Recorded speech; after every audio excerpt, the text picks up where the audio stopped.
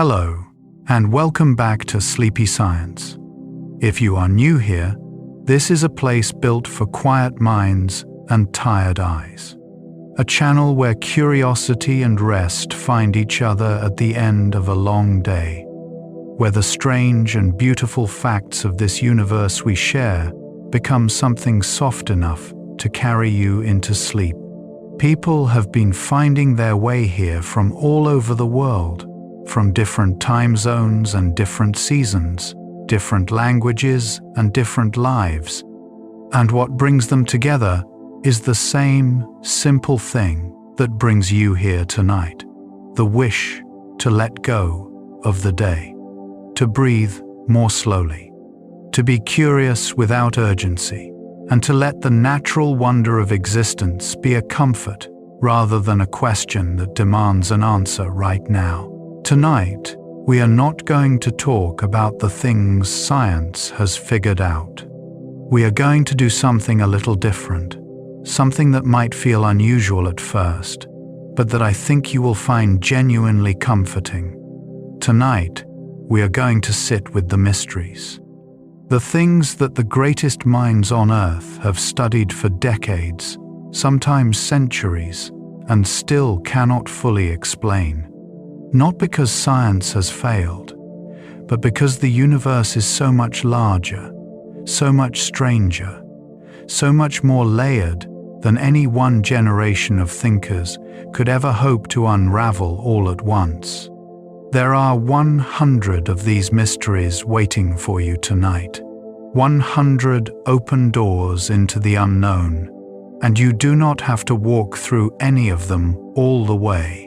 You only have to listen. There is something deeply peaceful about not knowing, something that feels, if you let it, like standing at the edge of a very wide ocean on a very calm evening, watching the water stretch away from you into the horizon, the waves arriving gently, one after another, carrying no urgency at all.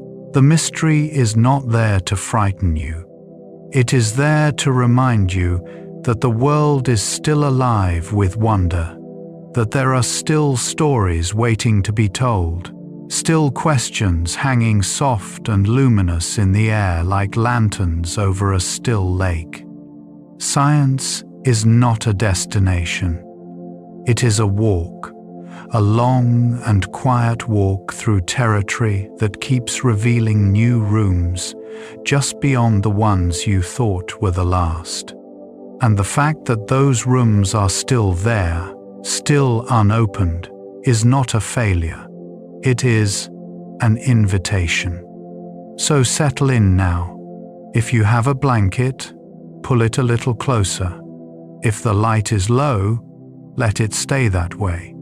You do not need to hold on to any of this. You do not need to memorize a single word. Just let these mysteries wash over you, one by one, the way water finds its way through stone, slowly, gently, without effort. Let your breathing find its own rhythm. Let your thoughts soften at the edges. Let your shoulders fall. Let the day you carried begin to set down its weight, and when sleep comes for you, let it come. If these quiet journeys mean something to you, the kindest thing you can do is leave a small note in the comments, or share this with someone who needs a little rest tonight. One sleepy soul finding another is how this community grows, and it means more than you know. But for now, there is nothing you need to do. Only rest, only wonder, only the soft and endless mystery of a universe that still has so much left to tell us. Let us begin. Nobody knows why we sleep. This might seem like a strange place to start, given that sleep is exactly what you are trying to do right now. But consider this for a moment. Sleep takes up roughly 1/3 of every human life. A person who lives to be 90 years old will have spent about 30 of those years unconscious. And yet, despite decades of research, despite entire scientific fields devoted to the study of sleep, we still do not have a complete and agreed-upon answer to the simplest possible question: why do we do it? We know sleep matters enormously. We know the brain clears waste products while we rest, flushing out cellular debris through a kind of drainage system called the glymphatic system that appears to be especially active during deep sleep. We know memories are consolidated during certain sleep stages, that the events and learning of the day are replayed and integrated while we are unconscious. We know the immune system does critical repair work in the hours we are unconscious, and that chronically sleep-deprived animals die at rates that suggest sleep is not optional in any meaningful biological sense. But whether any of these functions alone, or all of them together, fully explain why sleep evolved in the first place, why animals across almost every branch of life spend hours each day completely vulnerable and unaware, is still genuinely uncertain. Even the simplest single-celled organisms appear to have rest states. Sleep is one of the most universal things in the animal kingdom, more universal than eyes, more ancient than bones, and it is still, at its heart, a mystery. You are doing something right now that no one can fully explain, and yet it is the most natural thing in the world. We do not know why we dream. Even deeper than sleep itself is what happens inside it. Every night, most people enter a state where the mind becomes a storyteller, conjuring people and places, conversations and colors, fears and longings. Entire worlds that feel completely real until the moment they dissolve.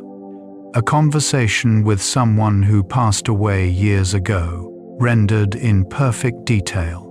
A landscape that has never existed anywhere on Earth. A version of your childhood bedroom with a door that leads somewhere impossible. We call these dreams, and we have been fascinated by them since the earliest days of recorded history. Ancient Egyptians believed dreams were messages from the gods. The Greeks built entire temples where people would sleep in hopes of receiving divine guidance through their dreams. The Iroquois organized aspects of their society around the symbolic content of dreams.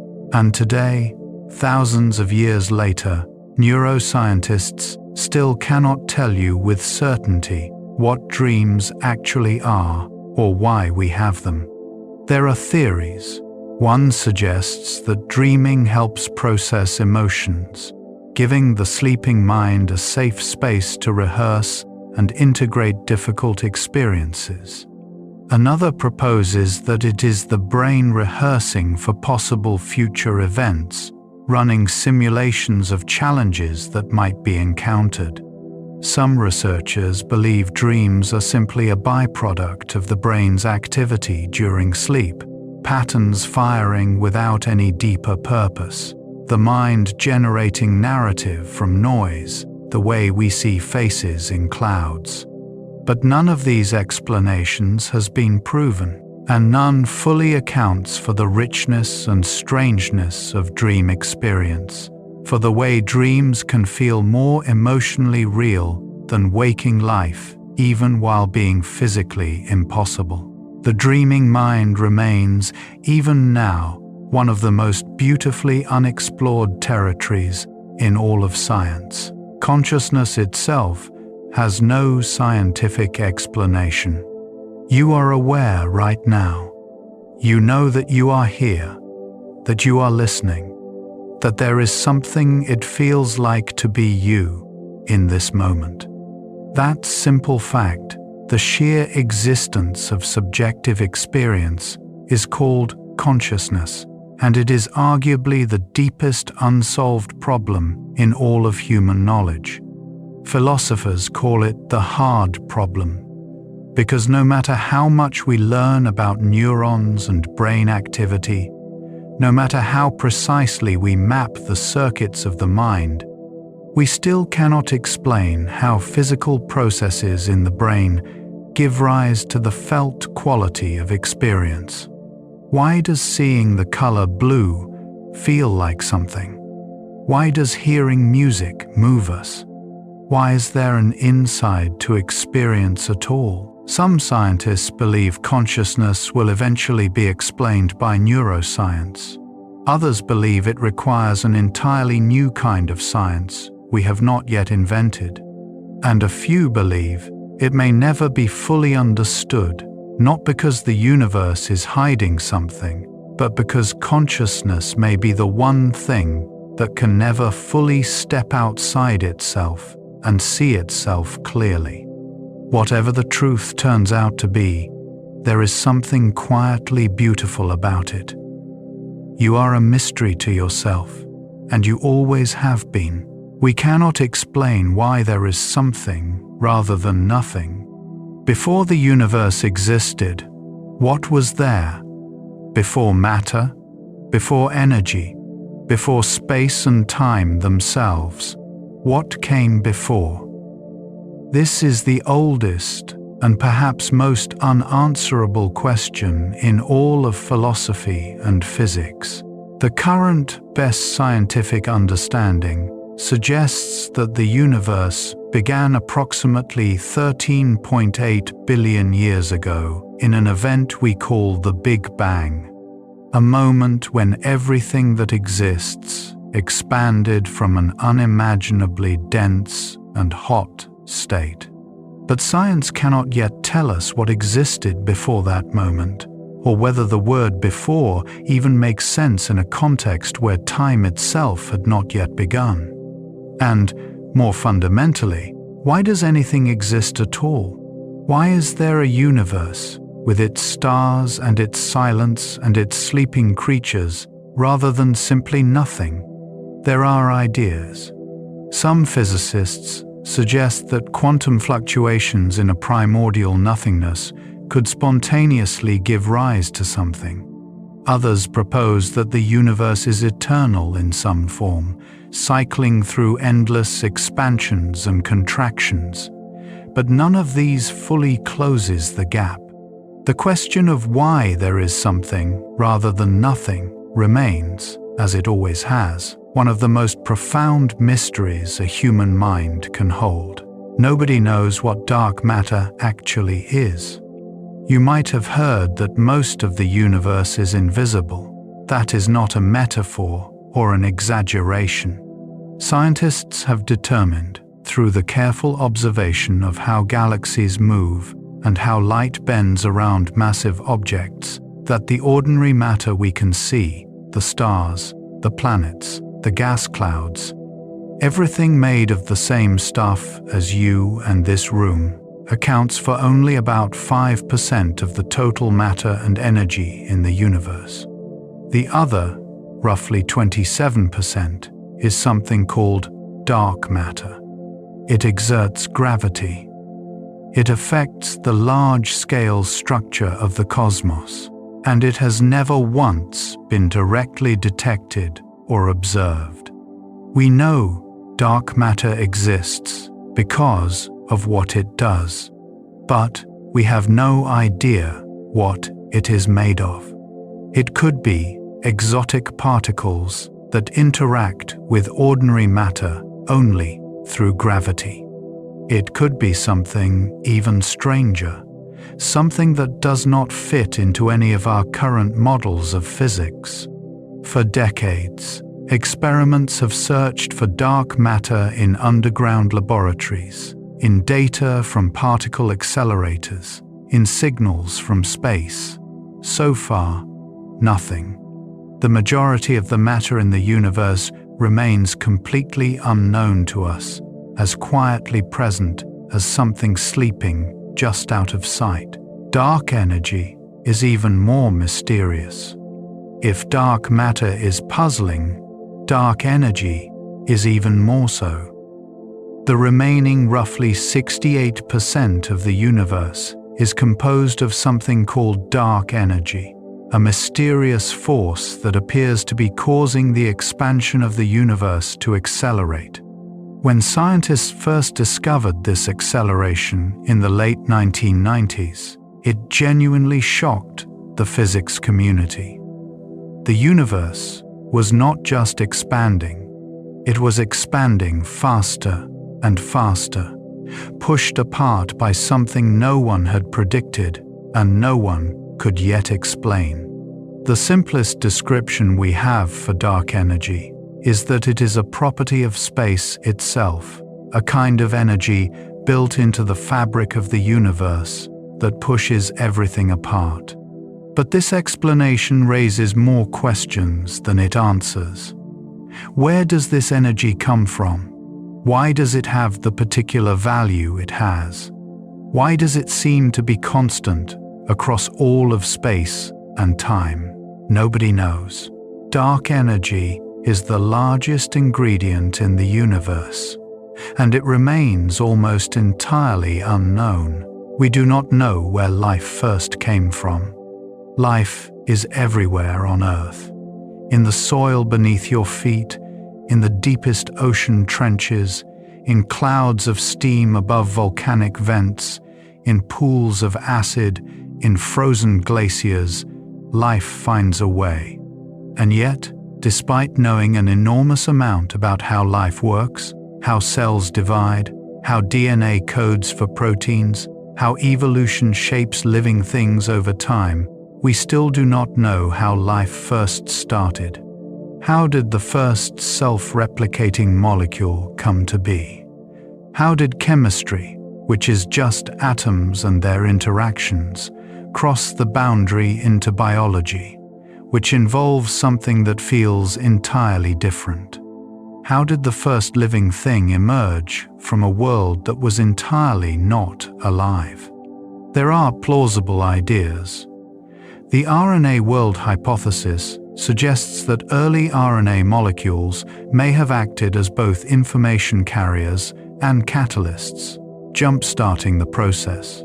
Hydrothermal vents on the ocean floor have been proposed as cradles of early life, where heat and chemistry collide. Some scientists have even suggested that life may have arrived on Earth from elsewhere in the cosmos, carried on meteorites. But the actual origin, the specific sequence of events that turned chemistry into life, remains one of the greatest unsolved mysteries in all of science. The placebo effect works in ways we cannot fully explain. This is one of the gentler mysteries in science, and one of the most quietly remarkable.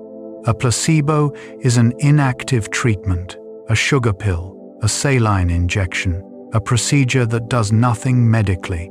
And yet, across hundreds of thousands of clinical studies, patients who receive placebos often improve. Not just a little, sometimes dramatically. People report less pain, fewer symptoms, genuine measurable changes in their bodies, all from something that should, by all conventional logic, do absolutely nothing. The mind and body are clearly talking to each other in ways we do not fully understand. Expectations seem to shape biology. Belief influences chemistry. The relationship between what a person thinks is happening to them and what their body actually does is far more intertwined than science once assumed. And the deeper question of how, exactly, a thought or a belief translates into a physical change in the body has never been fully answered. The placebo effect is real, it is powerful, and it is still, in many ways, a mystery. Quantum entanglement has no satisfying explanation. Here is something extraordinary. Two particles can become entangled, meaning their properties are linked in such a way that measuring one instantly determines the state of the other, no matter how far apart they are. Not after a delay, not at the speed of light, instantly. Albert Einstein called it spooky action at a distance, and he was deeply uncomfortable with it because it seemed to violate the principle that nothing can travel faster than light. And yet, experiment after experiment has confirmed that entanglement is real. It happens. It is not a measurement artifact or a misunderstanding. Two particles genuinely do seem to be connected across any distance in a way that has no good physical explanation. Quantum mechanics describes how entanglement works mathematically, and those descriptions are extraordinarily accurate. But they do not explain why entanglement behaves this way, or what is actually happening in the space between two entangled particles. What is the connection? Is there a connection in any physical sense, or is reality itself different from how we imagine it? Physicists have been debating this for nearly a century, and the answer remains genuinely open. We do not know what happens inside a black hole. Black holes are among the most dramatic objects in the universe, regions where gravity becomes so intense that not even light can escape. We know they exist. We have observed their effects on surrounding matter. We even have photographs, or rather images, reconstructed from radio telescope data of the shadow cast by the black hole at the center of our own galaxy. But what actually happens inside a black hole, beyond the event horizon, the point of no return, remains completely unknown. Our best theories of physics, general relativity, and quantum mechanics break down inside black holes. They produce what physicists call infinities, results that make no physical sense, which is usually a sign that the theory is incomplete. What lies at the heart of a black hole? Is there a singularity, a point of infinite density? Or does quantum physics intervene somehow, preventing that infinity? Does information survive in some form, or is it truly destroyed? These questions matter not just for black holes, but for our entire understanding of reality, and none of them have been answered. The brain creates a sense of self from nothing. You have a sense of being you, not just a body, not just a collection of thoughts, but a self.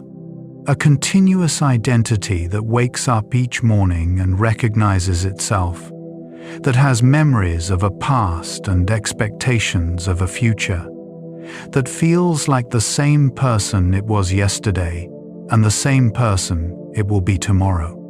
This sense of self feels absolutely fundamental, the most basic thing about human experience. And yet, neurologically, it is not clear where it comes from or what it actually is. The brain is a network of approximately 86 billion neurons. There is no single place where the self lives, no central processor generating your sense of identity. It seems to emerge from activity distributed across the whole system, a kind of story the brain tells itself about itself. But how that story creates the felt experience of being someone, how distributed neural activity becomes a continuous first-person perspective, is a question neuroscience has not yet answered. You are a mystery to the very organ you would use to solve the mystery. We cannot explain why music moves us emotionally. There is a moment that many people know, when a piece of music reaches something deep, a swell of strings, a voice cracking just so, a melody arriving at exactly the right moment, and something in you responds. Your chest tightens, your eyes sting, goosebumps rise along your arms. The experience is real and universal across cultures and throughout human history. But why music has this power over us is something science still struggles to explain. Music is vibrations in air. It is patterns of sound. There is no obvious evolutionary reason why certain arrangements of sound waves should reach into our emotional core the way they do. Various theories have been proposed that music mimics the emotional qualities of the human voice, that it triggers the brain's reward pathways in ways that feel similar to other pleasures, that it creates patterns of expectation and release that the brain finds deeply satisfying. But none of these fully accounts for why a particular chord progression at a particular moment can make a grown person weep. Music reaches somewhere that science has not yet fully mapped. Ball lightning is real, and nobody knows what it is. Thousands of people across many countries and centuries have reported the same strange phenomenon. During or after thunderstorms, a glowing ball of light, sometimes the size of a grapefruit, sometimes as large as a beach ball, appears and drifts silently through the air. It may pass through windows without breaking them. It may float inside buildings. It may hover for several seconds or even minutes before vanishing, sometimes silently, sometimes with a pop. This is called ball lightning, and it has been reported for centuries. There are credible accounts from pilots, scientists, and careful observers. And yet, despite all of this, science has not reached a consensus on what it is. Laboratory experiments have produced similar-looking phenomena. Various theories exist, involving plasma, microwave radiation, oxidizing aerosols, and more. But none of these explanations has been definitively confirmed, and none fully accounts for all the features that witnesses describe. Ball lightning remains classified as a genuine atmospheric mystery, one that has outlasted many confident predictions of an imminent explanation. Gravity is the weakest force, and we do not know why. There are 4 fundamental forces in nature: gravity, electromagnetism, and the strong and weak nuclear forces. Gravity is the most familiar, the force that holds you to the Earth, that keeps the planets in orbit, that shaped every galaxy in the universe. And it is also, by a staggering margin, the weakest of the 4. Electromagnetism is around 10 to the power of 36 times stronger than gravity. That is a number so large, it is essentially impossible to feel intuitively. Why would the force responsible for organizing the large-scale structure of the entire cosmos be so much weaker than the other forces that govern the atomic world? Why does it exist at the scale it does? Some physicists have speculated that gravity may be leaking into other dimensions, spreading itself thin across realities we cannot perceive, which would explain why we experience it as so weak. Others hope that a future theory of quantum gravity might reveal a deeper reason for gravity's apparent feebleness. For now, the hierarchy problem, as physicists call it, remains unsolved. We do not know why birds can navigate using the Earth's magnetic field. Every year, billions of birds migrate across thousands of miles, navigating with an accuracy that would be impressive with GPS and extraordinary without it. Many species can sense the Earth's magnetic field and use it as a compass, and the mechanism behind this ability is one of the more delightful, unsolved mysteries in biology. Current evidence points to a quantum mechanical process involving cryptochrome proteins in the bird's eyes, where quantum entanglement between electrons may allow the birds to essentially see the magnetic field as a pattern overlaid on their vision. This is both wonderful and deeply strange. It suggests that some living creatures may be using quantum physics for navigation, a connection between the weird world of quantum mechanics and the biology of a songbird flying south for the winter. The precise details of how this works and how evolution arrived at such a solution remain an open question. The Fermi paradox has no satisfying answer. The universe is roughly 13.8 billion years old. It contains somewhere between 100 billion and 200 billion galaxies. Each galaxy contains hundreds of billions of stars. Many of those stars have planets. The conditions for life as we know it exist in abundance. Given all of this, it seems almost mathematically impossible that Earth would be the only place where intelligent life has developed. Even if only a tiny fraction of planets developed life, and an even smaller fraction of those developed intelligence, and an even smaller fraction of those developed technology capable of communication across space, the sheer numbers of stars in the observable universe suggest there should be many civilizations out there. And yet, despite all of our searching, despite decades of listening with radio telescopes for signals from other intelligence, we have found no unambiguous signal, no confirmed contact, no clear evidence that anyone else is out there. The sky is silent. This is the Fermi paradox, named for the physicist Enrico Fermi, who supposedly asked at a lunch table, "Where is everybody?"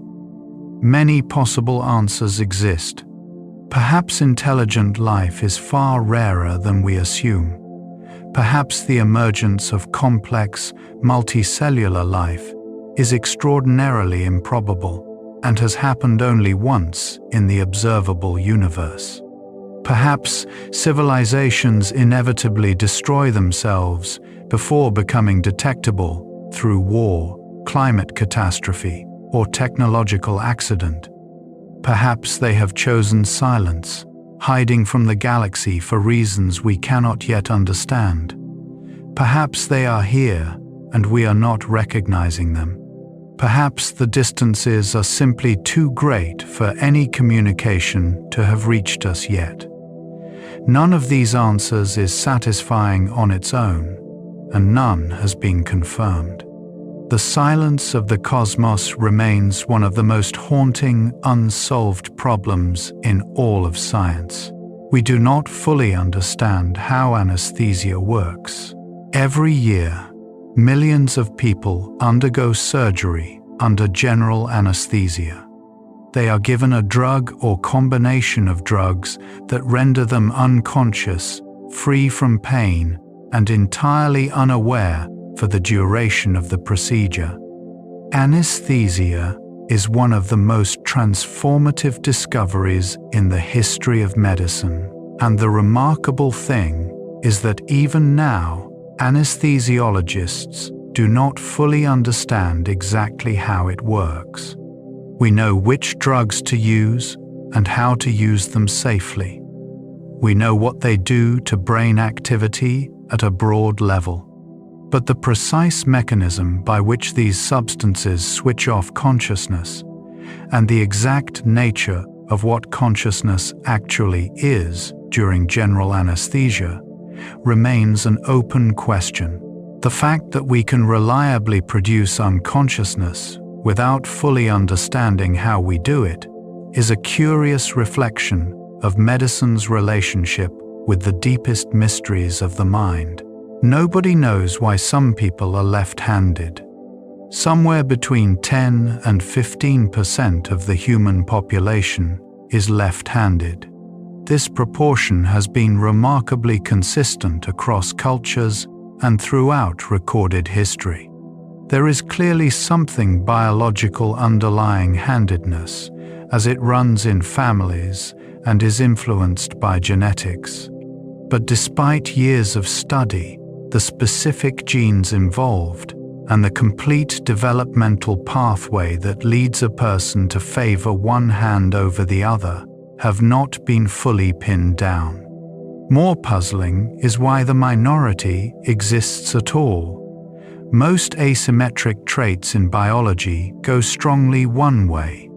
The fact that left-handedness has persisted at a fairly constant minority percentage across all of human history suggests it may have offered some advantage, perhaps in combat or social dynamics, that balanced out against the advantages of the majority. But this remains speculation. Why you are the handed person you are is still not fully understood. The universe appears finely tuned for life, and we do not know why. The fundamental constants of the universe, things like the strength of gravity, the mass of electrons, the value of the electromagnetic force, appear to be precisely calibrated in ways that allow stars, planets, and ultimately life to exist. If any of these constants were even slightly different, the universe would be utterly inhospitable. Stars would not form, atoms would not be stable, carbon would not exist. The universe as we know it would either collapse immediately or expand so fast that matter could never clump together at all. This extraordinary precision is called fine-tuning, and it raises an obvious question: why?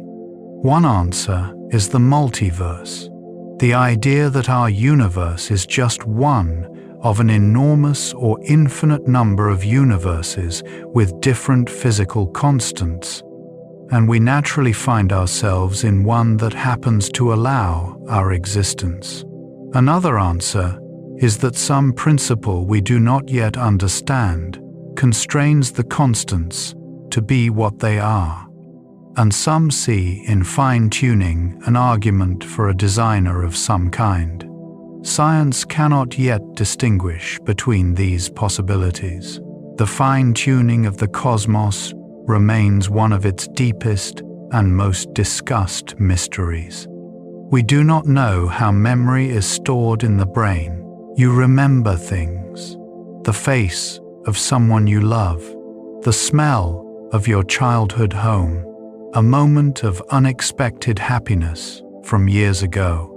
Memory is the thread that makes us self-continuous across time, and it is one of the most studied topics in neuroscience. We know that memories involve changes in the connections between neurons, a process called synaptic plasticity. We know certain brain regions, like the hippocampus, are crucial for forming new memories. But the precise physical mechanism by which a memory is encoded, stored, and retrieved, the actual pattern of change in the brain that corresponds to a specific memory, has not yet been fully mapped. There are theories and models, some quite sophisticated, but the engram, the physical trace of a specific memory in the brain, remains elusive. How a rich and vivid experience becomes a physical change in billions of neurons, and how those changes later give rise to the experience of remembering, is a question neuroscience is still working to answer. The placebo effect even works when people know it is a placebo. We touched on the placebo effect earlier, but this deserves its own mention because it is one of the stranger discoveries to emerge from recent medical research. In classic placebo studies, patients do not know whether they are receiving a real treatment or an inactive one. The placebo effect was thought to depend on this deception, on the patient's belief that they were receiving something real. But recent research has upended this assumption.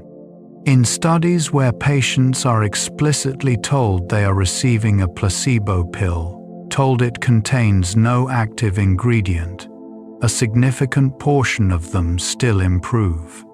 The open-label placebo effect, as it is called, suggests that something about the ritual of treatment, perhaps simply the act of taking care of oneself, or the therapeutic encounter with a caring practitioner, is enough to trigger genuine biological responses. The mechanisms behind this are still not understood, and the implications for medicine are still being worked out. We cannot explain why some people need far less sleep than others. Most adults need somewhere between 7 and 9 hours of sleep to function well, but a small number of people, perhaps 1 or 2% of the population, seem to function perfectly fine on 6 hours or less, and they do so without any apparent negative health consequences. These natural short sleepers, as they are called, are not simply tolerating sleep deprivation the way most people would. Their bodies genuinely seem to require less sleep. Researchers have identified genetic variants that appear to be associated with this trait, but the full picture of how these genes alter sleep architecture and why evolution would have preserved this variation in the population is not yet clear. Sleep itself is mysterious enough. Why some people seem to need so much less of it is a smaller mystery nested within the larger one. We still do not know what causes migraines.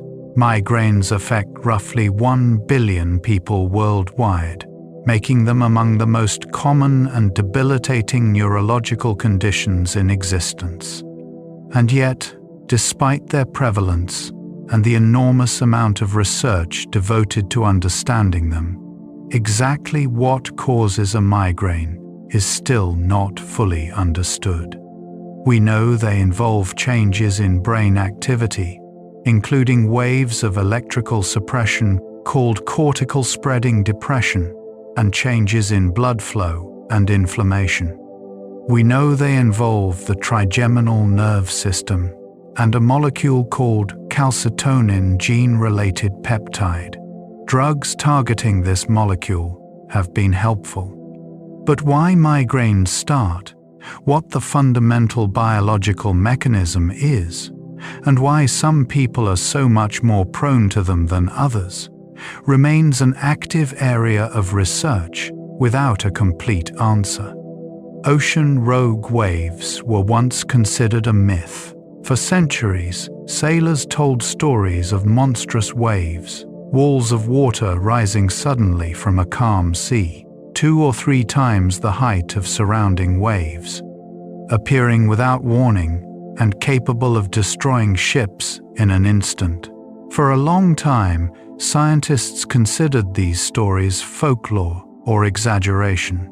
The mathematical models of ocean waves did not predict such events as anything more than vanishingly rare. And then, on the first day of January in 1995, a wave was recorded by instruments on the Draupner oil platform in the North Sea.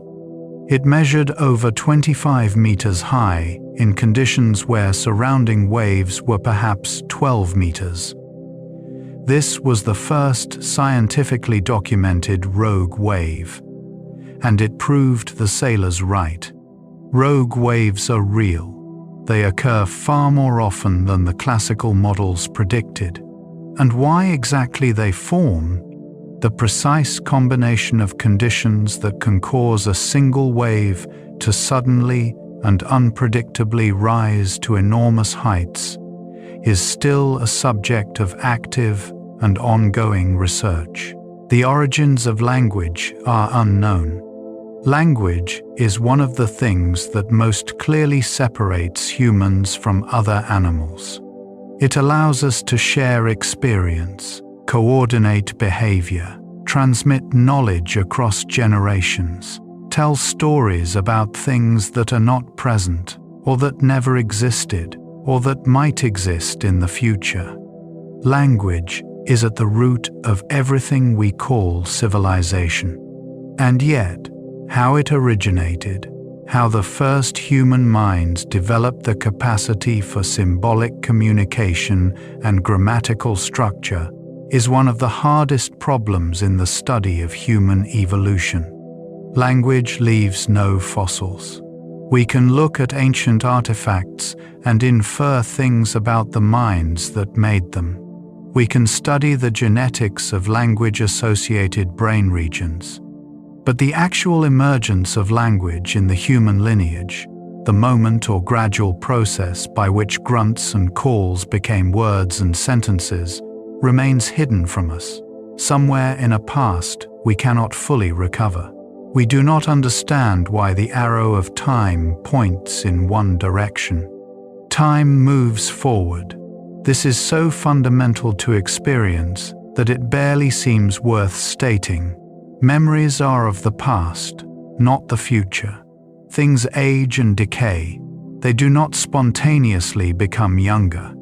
Eggs break, but they do not unbreak themselves.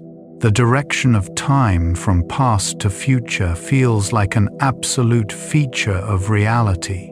And yet, almost all of the fundamental laws of physics are time-symmetric. They work the same whether time runs forward or backward.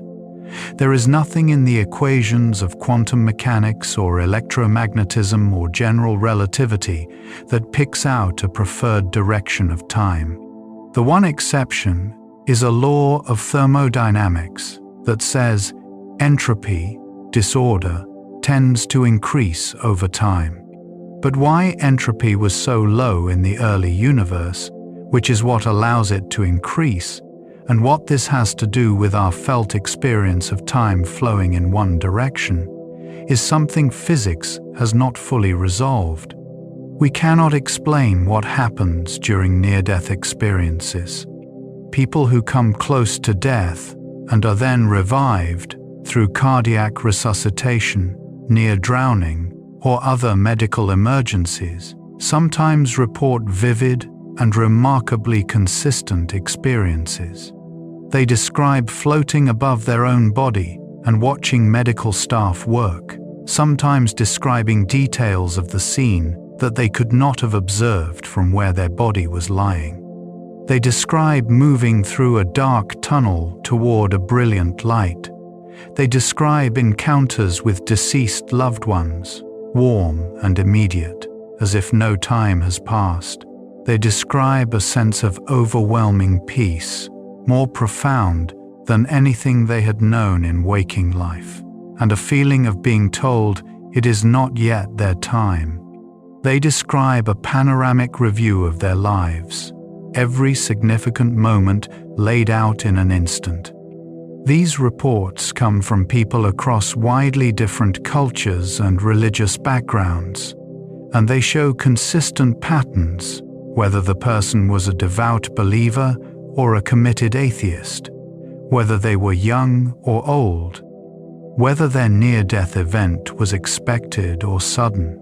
Some explanations focus on changes in brain chemistry and oxygen levels during the dying process, suggesting that the experiences are a kind of neurological event produced by a brain in extreme distress. Others point to activity in specific brain regions, including the temporal lobes, which, when stimulated, can produce experiences of presence and memory review. Some researchers take seriously the possibility that these experiences represent something that our current neuroscience cannot fully account for. none of these explanations has been definitively confirmed. Near-death experiences remain one of the most personal, most moving, and most scientifically puzzling phenomena that humans report. The strength of the nuclear forces is unexplained by any deeper theory. The strong nuclear force holds together the nuclei of atoms. Without it, every atom in the universe would fly apart in an instant. It is extraordinarily powerful at very short ranges. And the precise strength of this force, why it has the value it does, is something our current physics cannot derive from anything more fundamental. The same is true of the other fundamental forces and their coupling constants. We can measure these values with great precision, and we can observe what would happen if they were different. But we cannot explain why they are what they are. They appear in our equations as numbers we have measured rather than values we have derived. A deeper theory, sometimes called a theory of everything, might eventually explain why the constants of nature are what they are. So far, we do not have that theory. Certain animals can regrow limbs, and we cannot explain all the details of how.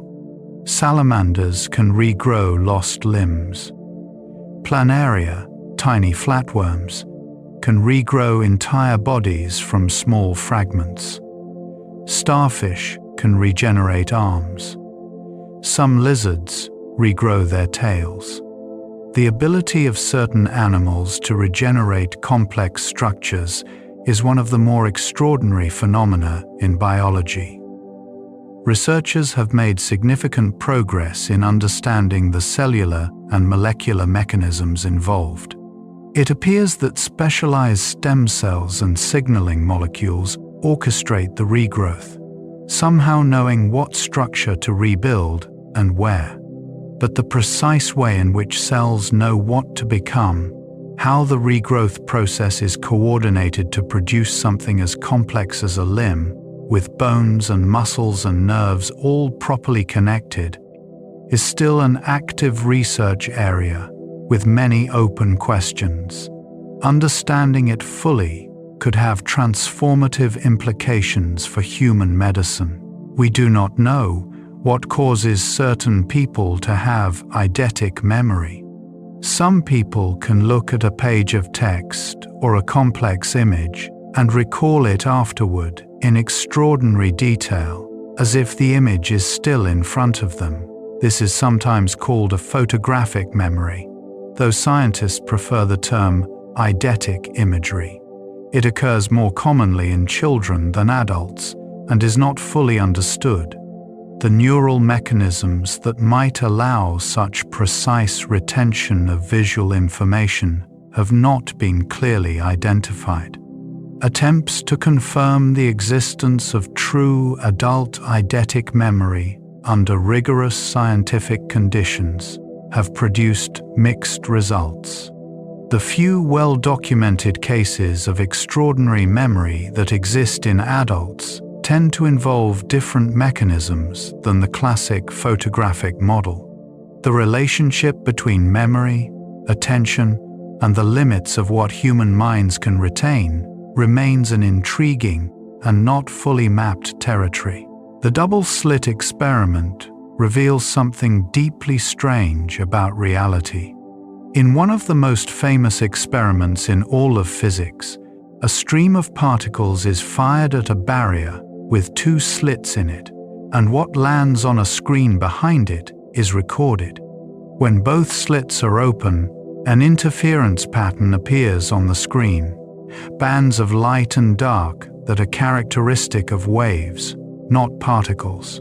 This already seems odd, but here is the strange part. When detectors are placed at the slits to observe which slit each particle passes through, the interference pattern disappears. Simply observing the particles seems to change their behavior.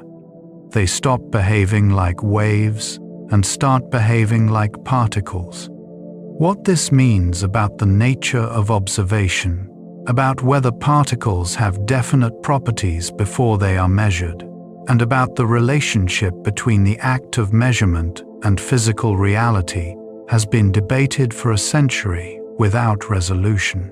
The double-slit experiment works exactly as quantum mechanics predicts. But what it means about the nature of reality itself is still one of the deepest open questions in all of physics. We do not understand the long-term stability of the solar system. The solar system has existed for about 4.5 billion years, and the planets seem to have maintained their roughly stable orbits throughout that time. But when mathematicians apply the laws of Newtonian gravity and general relativity to simulate the solar system's behavior over very long timescales, they find that the system is not entirely stable in the mathematical sense. It is what is called chaotic, meaning that tiny uncertainties in the current positions and velocities of the planets grow exponentially over time, making long-term predictions impossible. Simulations show that over billions of years, there is a small but non-negligible probability that Mercury's orbit could become so eccentric that it might eventually collide with Venus or be ejected from the solar system entirely. How likely this is, and on what timescale, remains uncertain. The solar system looks stable, but beneath that stability lies a deep mathematical uncertainty. We cannot fully explain why humans are the only animal with cumulative culture. Many animals learn from one another. Chimpanzees pass along tool use behaviors. Dolphins teach hunting techniques. Birds learn songs from parents and neighbors. But only humans have cumulative culture, a culture that builds on itself over time, where each generation inherits and improves on the knowledge of the previous one. Our technology today is the result of thousands of years of accumulated invention and refinement, each generation standing on the shoulders of those before. No other animal does this in the same way. Why not? What is it about the human mind that allows this kind of cultural ratchet, where knowledge builds rather than being lost and rediscovered each generation? We have hypotheses involving language, the ability to teach explicitly, theory of mind, and other cognitive capacities. But the full explanation of why cumulative culture is uniquely human remains an open question in evolutionary biology and cognitive science. Certain mathematical structures seem to describe the universe perfectly, and nobody knows why. In the early 20th century, the physicist Eugene Wigner wrote an essay titled "The Unreasonable Effectiveness of Mathematics in the Natural Sciences." His point was this: mathematicians often develop abstract structures for purely theoretical reasons, with no reference to the physical world at all. And then, sometimes decades or centuries later, those abstract structures turn out to perfectly describe some newly discovered aspect of physical reality. Non-Euclidean geometry was developed as a mathematical curiosity and later turned out to be exactly the structure needed to describe space-time in Einstein's theory of general relativity. Complex numbers were invented to solve abstract equations and turned out to be fundamental to quantum mechanics. Why should the universe follow mathematical rules at all? Why should the structures that mathematicians invent for purely logical reasons so often match the structures of physical reality? This question has no accepted answer, and it sits at the boundary between mathematics, physics, and philosophy. We still do not know what caused the Cambrian explosion. About 540 million years ago, in a geological period called the Cambrian, something extraordinary happened. In a geologically very short span of time, most of the major animal body plans that exist today appeared in the fossil record. The diversity of multicellular life exploded. Eyes appeared. Skeletons appeared. Complex nervous systems, jointed limbs, and entirely new ecological relationships all seem to emerge in what is, on the geological timescale, almost the blink of an eye. This is called the Cambrian explosion. And why it happened when it did, what triggered this sudden diversification after billions of years of much simpler life, is still debated. Possible factors include changes in ocean chemistry, increases in oxygen levels, ecological dynamics, genetic regulatory innovations, or some combination. No single explanation has been accepted as complete. We do not understand the mechanism of high-temperature superconductivity. Superconductivity is a phenomenon where certain materials, when cooled to very low temperatures, lose all electrical resistance. Current can flow through them without losing any energy at all. This was discovered in the early 20th century and was eventually explained by a theory called BCS theory. But in the late 1980s, researchers discovered materials that became superconducting at much higher temperatures than BCS theory could explain. These high-temperature superconductors have been studied intensively for nearly 4 decades, and despite enormous theoretical effort, no consensus explanation of the mechanism behind them has been reached. Understanding high-temperature superconductivity could have profound practical implications, potentially enabling lossless electrical grids and other transformative technologies. The mechanism remains an open problem. We do not know why humans alone, among primates, lack fur. Most mammals have fur. Our closest relatives, chimpanzees, gorillas, and bonobos, are covered with it. Humans are almost entirely naked by comparison, and this is genuinely unusual. Various hypotheses have been proposed. That hairlessness helped our ancestors stay cool while running long distances on the African savanna, that it reduced parasites, that it was related to sexual selection. All of these explanations have some plausibility, and none has been definitively confirmed. The genetic changes that led to human hairlessness have been identified to some degree, but the evolutionary pressures that drove those changes, why nakedness was advantageous enough to spread through the population, is something we are still working out. The nature of quantum measurement is still debated. In quantum mechanics, a particle can exist in a superposition, a state that is, in some sense, multiple possibilities at once. When you measure it, you get a definite answer. The wave function, as it is called, appears to collapse from many possibilities to one outcome.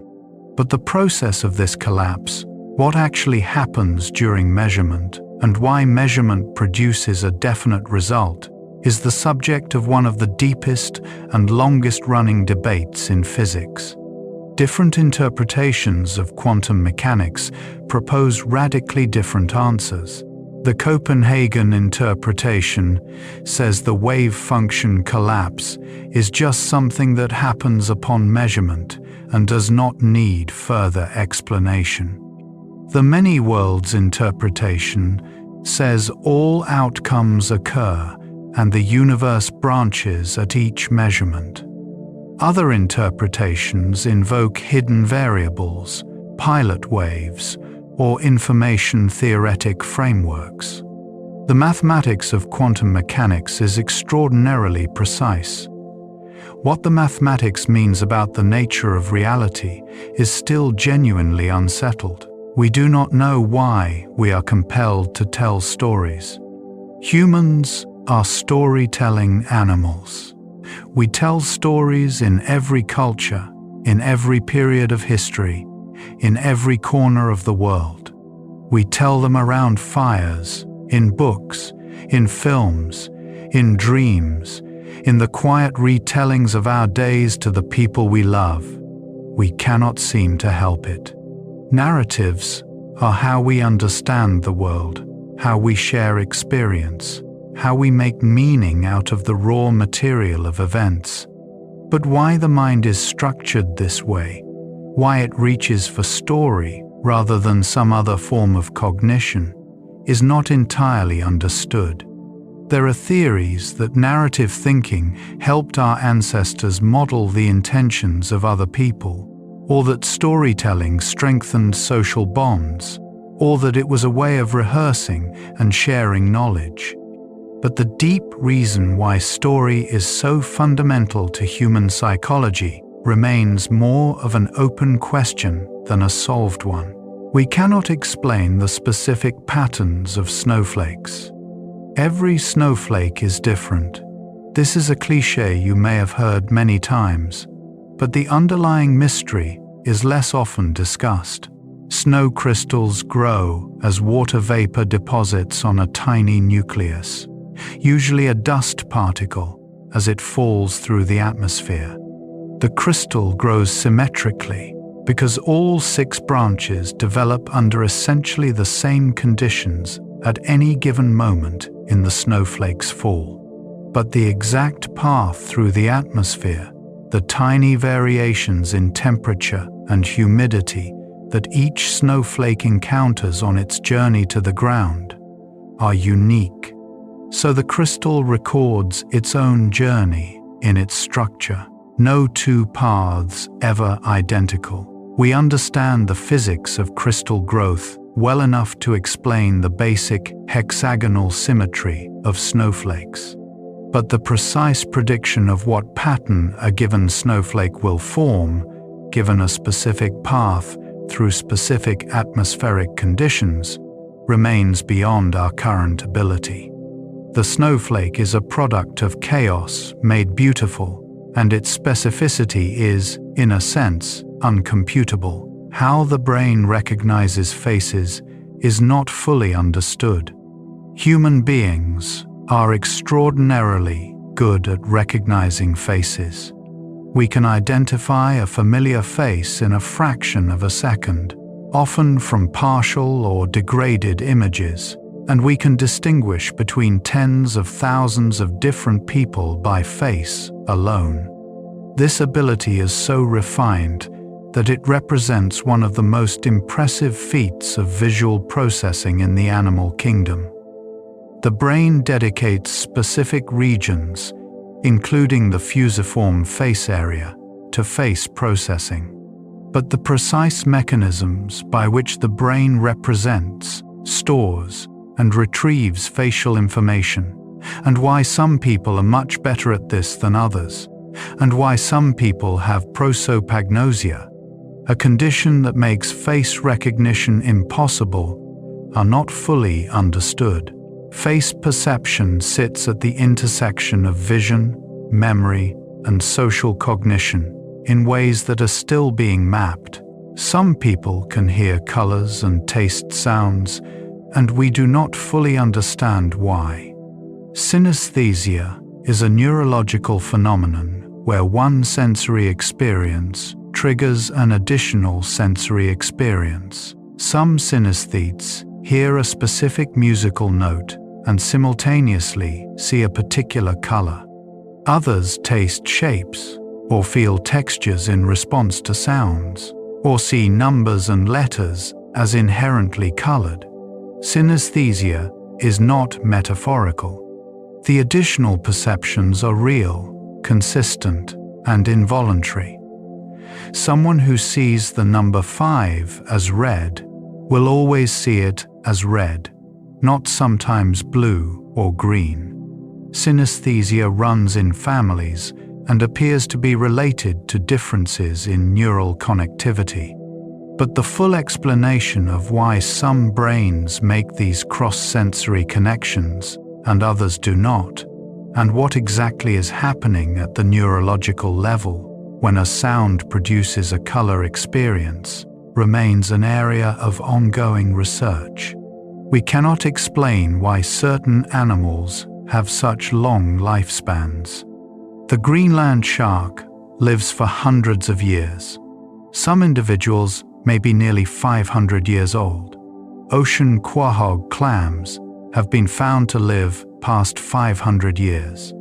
The bowhead whale regularly lives past 200. Certain tortoises, naked mole rats, and even some trees live for extraordinary lengths of time compared to their body size or metabolic rate. Understanding why certain organisms live so much longer than others and what mechanisms allow them to resist aging and cellular damage over such extreme timescales is one of the most active and medically relevant research areas in biology today. The insights gained from these long-lived animals could potentially transform our understanding of human aging. But the complete picture of why lifespans vary so dramatically and what the fundamental limits of biological aging actually are remains unknown. The solution to turbulence is one of the great unsolved problems in mathematics. Turbulence is what you see when you swirl cream into coffee and watch it spread in unpredictable spirals and eddies. It is what happens in the atmosphere when air moves chaotically. It is the bumpiness of flights through rough air. And despite being something we encounter constantly, the mathematical description of turbulence is one of the famous Millennium Prize problems.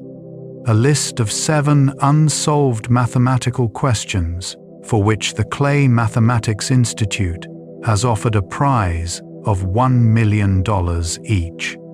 Whether the equations that govern fluid flow, called the Navier-Stokes equations, always have well-behaved solutions, or whether they can produce situations where quantities like velocity become infinite in finite time, is a question that remains open. Turbulence is everywhere, and, at the deepest mathematical level, we do not yet understand it. We do not know what determines the timing of puberty. The onset of puberty, the biological transition from childhood to sexual maturity, is one of the most significant events in human development. It is controlled by a complex cascade of hormonal signals beginning in the brain. The timing varies considerably between individuals and has been shifting over the past century, with puberty beginning earlier, on average, in many populations. The factors responsible for this shift, which may include nutrition, exposure to environmental chemicals, levels of stress, and body composition, are still being studied. The genetic regulation of puberty timing is complex, involving many different genes. And what exactly triggers the brain to initiate the hormonal cascade at the particular moment it does? The mechanism of the onset of puberty itself is not completely understood. We do not fully understand why some materials are magnetic and others are not. Magnets are things most of us encounter every day. They hold notes to refrigerators. They drive electric motors. They store data on hard drives. But why certain materials are magnetic is actually a more subtle question than it might appear. The magnetism of iron and similar materials arises from the quantum mechanical spin of electrons and the way these spins align across large regions of the material called magnetic domains, but the precise rules that determine why some materials support this alignment and others do not, why some are ferromagnetic and others are not, involves complex quantum mechanical interactions that are still an active area of condensed matter physics. The full theory of magnetism in complex materials is not yet complete. We cannot explain déjà vu. Most people have experienced déjà vu, that peculiar sensation of feeling certain that you have experienced a present moment before, even though you know rationally that you have not. It is brief, usually lasting only seconds, and it fades almost as quickly as it arrives. Despite its universality, the neurological mechanism behind déjà vu has not been definitively identified. Various hypotheses exist that it involves a mismatch between memory storage and retrieval processes, that it results from a brief asynchrony between what the brain perceives and what it registers as familiar, that it is related to the same processes that generate false memories. Some neuroscientists believe it involves the temporal lobes and the hippocampus, but no single explanation has been confirmed, and the fact that déjà vu is so common, yet so fleeting, makes it difficult to study systematically. The deep ocean remains largely unexplored and full of unknown life. Despite covering more than 70% of the Earth's surface, the ocean remains our most poorly understood environment. The deep sea, below 200 meters, is almost entirely unexplored in any systematic way. We have better maps of the surface of Mars than we do of the ocean floor. Entire mountain ranges lie beneath the water, ranges larger than the Himalayas, that have never been seen by human eyes. Vast plains of sediment stretch across the abyssal zone, broken by volcanic ridges and deep trenches that plunge to depths of nearly 11 kilometers. The Mariana Trench alone is deeper than Mount Everest is tall, and it has been visited by humans fewer times than the surface of the Moon. And the life found in the deep ocean continues to surprise researchers with every expedition. New species are regularly discovered, many with features and behaviors that challenge existing biological understanding. Bioluminescent creatures, organisms that survive without any sunlight, animals adapted to crushing pressures and near-freezing temperatures. The deep ocean is an entire alien world that exists on our own planet. Species like the giant squid were considered mythological for centuries before physical evidence confirmed their existence. Discoveries in recent decades have included fish with transparent heads, jellyfish the size of garbage bins, and ecosystems clustered around hydrothermal vents that derive all their energy from chemistry rather than sunlight. How many species remain undiscovered, and what they might reveal about the limits and possibilities of life is genuinely unknown. The deep ocean may be the largest inhabited space on Earth that humans have never mapped. We do not understand why we blush. Blushing, the reddening of the face in response to embarrassment or social attention, is a uniquely human phenomenon. Other animals do not blush. It is involuntary, which makes it interesting, because it communicates something genuine about our internal state that we cannot suppress or control. But why humans evolved this response, what advantage it confers, has never been satisfactorily explained. One idea is that blushing signals to others that you are aware you have made a social misstep, which may have functioned to repair social bonds or signal honesty. Another possibility is that it is a byproduct of the body's stress response with no specific adaptive purpose. Charles Darwin himself was fascinated by blushing and wrote about it extensively. Even he could not arrive at a satisfying explanation for why it evolved. More than a century and a half later, the question remains open. We cannot explain the mystery of the placenta. The placenta is one of the most extraordinary organs in the mammalian body. It forms during pregnancy, connecting the developing fetus to the mother's blood supply while preventing the mother's immune system from attacking the fetus as foreign tissue. This is immunologically remarkable because the fetus carries the father's genes and is, in a very real sense, partly foreign to the mother's body.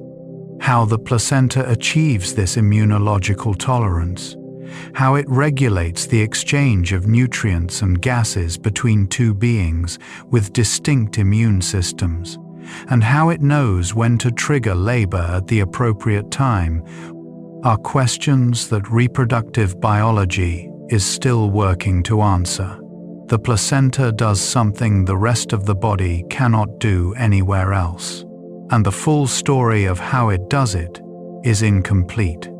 We do not understand how the brain learns language in infancy. A human infant enters the world with no language. Within a few years, with no formal instruction, simply by being immersed in an environment where language is used, the child has acquired a complete working knowledge of at least one language, including its grammar, its sounds, its vocabulary, and the subtle social rules of its use. This happens faster and more effortlessly than any second language learner experiences, and the question of how remains genuinely open. The linguist Noam Chomsky proposed that humans are born with an innate language acquisition device, a built-in biological capacity for language. But what this capacity consists of at the neurological level, how the infant brain extracts the rules of language from raw experience, and why this capacity seems to diminish after a critical period in early childhood, are questions that language researchers have been working on for decades without complete answers. The mechanism of evolution itself has open questions. Natural selection is one of the most powerful and well-confirmed ideas in all of science.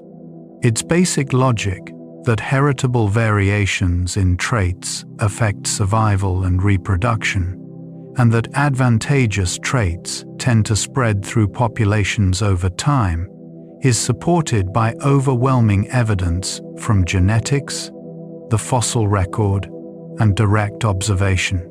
But the mechanisms of evolutionary change are not exhausted by natural selection alone, and some of the details remain active areas of debate. The relative importance of gradual change versus sudden shifts. The role of neutral evolution, where changes spread without being particularly helpful or harmful. The contribution of developmental constraints to the direction of evolutionary change. The possibility of inherited epigenetic changes that do not involve changes to DNA sequence. These are all areas where evolutionary biology is still actively developing. The basic fact of evolution is not in question. The full complexity of its mechanisms is still being mapped. We do not know what causes certain people to have perfect pitch. Absolute pitch, often called perfect pitch, is the ability to identify or produce any musical note without a reference tone. A person with perfect pitch can hear any sound and name the note it corresponds to, or produce any requested note without hearing one first.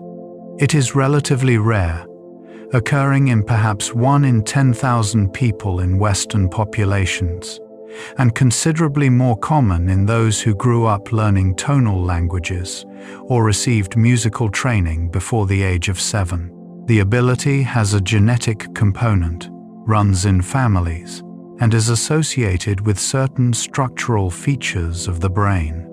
But why some people have it and others do not, and what the complete developmental story of its acquisition is, remains unclear.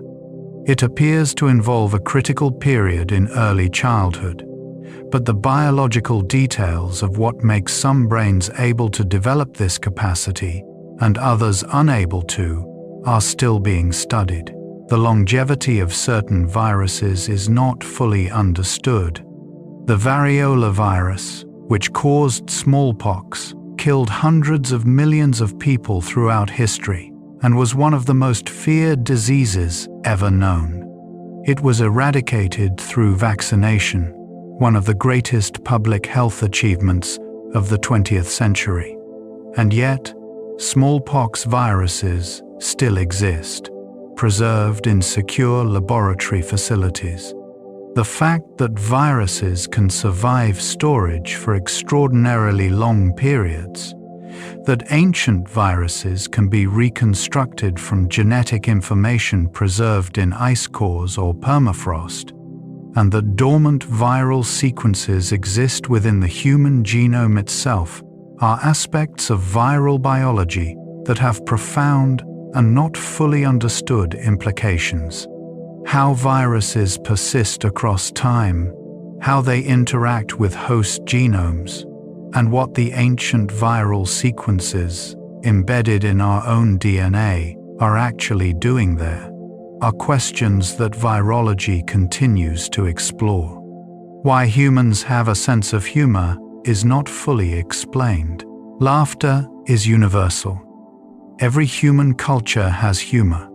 We find things funny from infancy.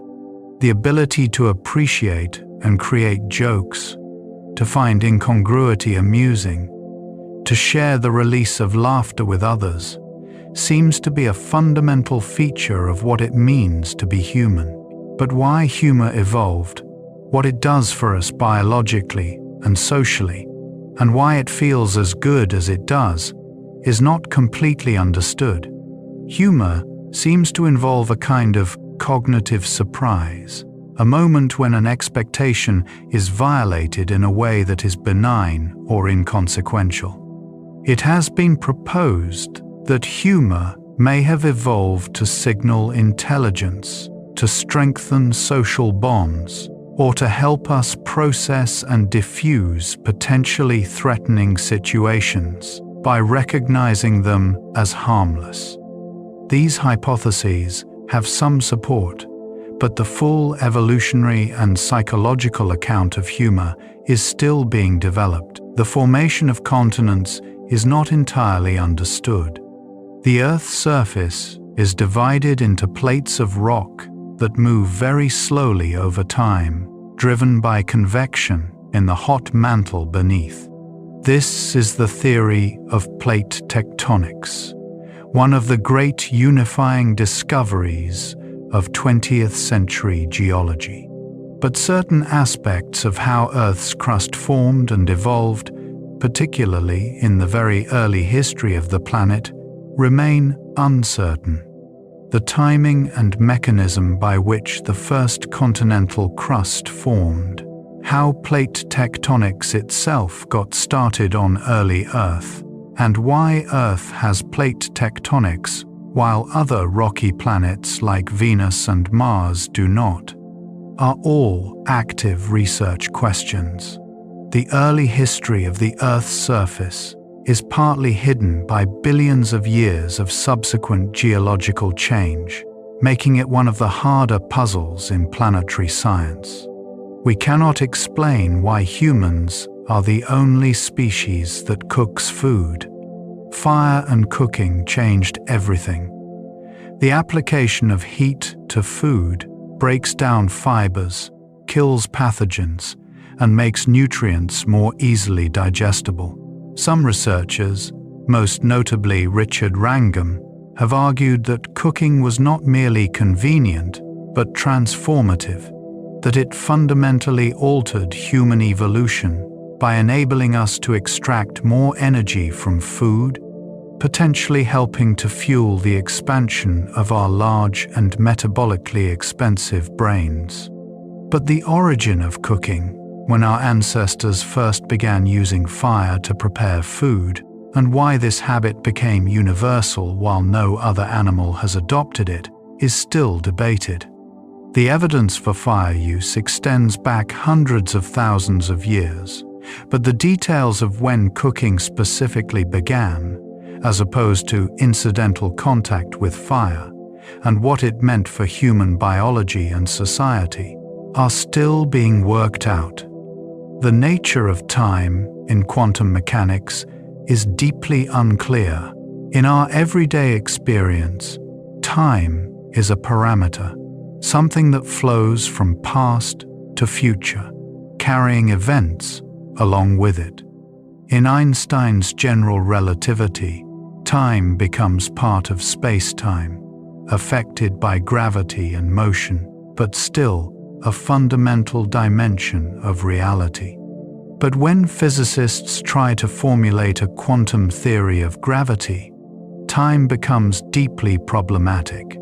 In the Wheeler-DeWitt equation, one of the early attempts to combine general relativity and quantum mechanics, time simply disappears from the equation entirely. What this means for reality, whether time is fundamental or emergent, and what a physics without time would actually look like, is one of the most challenging and least resolved questions at the frontier of theoretical physics. We cannot fully explain how birds know which direction to migrate. Migration is one of nature's most astonishing achievements. Arctic terns travel from the Arctic to the Antarctic and back again every year, a round trip of roughly 70,000 kilometers. Many species navigate to the same specific locations year after year, guided by a combination of the sun, the stars, Earth's magnetic field, landmarks, and possibly even smell. But the integration of all these cues, how a bird's nervous system combines multiple streams of information to produce reliable navigation across thousands of miles, is not completely understood. The magnetic sense in particular involves quantum processes in the eye that are still being characterized. The full navigation system of a migratory bird is a remarkable piece of biological engineering whose details are still being mapped. The trigger for the formation of tornadoes is not always predictable. Meteorology has made extraordinary advances in understanding and predicting weather. But tornado formation remains one of the most difficult challenges in atmospheric science. We know that tornadoes form from severe thunderstorms, particularly supercell thunderstorms, and we understand the general conditions that make tornado formation more likely. But why a specific supercell produces a tornado and another equally severe supercell does not, what the precise tipping point is still not fully understood. Storm chasers and researchers use sophisticated instruments to study tornado formation up close, and computational models have improved considerably. But the final step, the conditions that tip a severe storm into tornado production, involves very small-scale atmospheric dynamics that remain difficult to observe and model. We do not know how some people can enter extremely cold water without apparent harm. The Dutch athlete Wim Hof has demonstrated an ability to endure extreme cold temperatures that should, by all conventional physiological understanding, be life-threatening. He has climbed near the summit of Mount Everest, wearing only shorts. He has swum under ice. He attributes these abilities to a breathing and meditation technique, and studies of his physiology have produced genuinely surprising results, including evidence of voluntary influence over autonomic processes like inflammation that were previously thought to be entirely outside conscious control. How these techniques work at a physiological level and the extent to which they can be taught to others is still being studied. The implications for our understanding of the relationship between mind and body are significant and not fully worked out. The mechanism of the immune system's memory is not completely understood. When you receive a vaccination or recover from an infection, your immune system learns. It produces memory cells that can recognize the pathogen if it returns, enabling a faster and more powerful response. This immune memory can last for decades and in some cases for an entire lifetime. How exactly these memory cells persist for so long, how they maintain their readiness over years without constant stimulation, and what determines how long immune memory lasts for different pathogens and vaccines are questions that immunology is still working to answer. Understanding immune memory better is crucial for designing more effective vaccines and for understanding autoimmune conditions, and significant work remains to be done. We do not fully understand the role of junk DNA. For decades after the structure of DNA was determined, scientists believed that the vast majority of the human genome, perhaps 97% of it, served no function. It was dismissed as junk DNA, sequences that appeared to code for nothing and were assumed to be evolutionary debris. But large-scale genomic projects, particularly the ENCODE project, have revealed that much of this supposed junk is transcribed into RNA and may play regulatory roles, influencing how genes are turned on and off.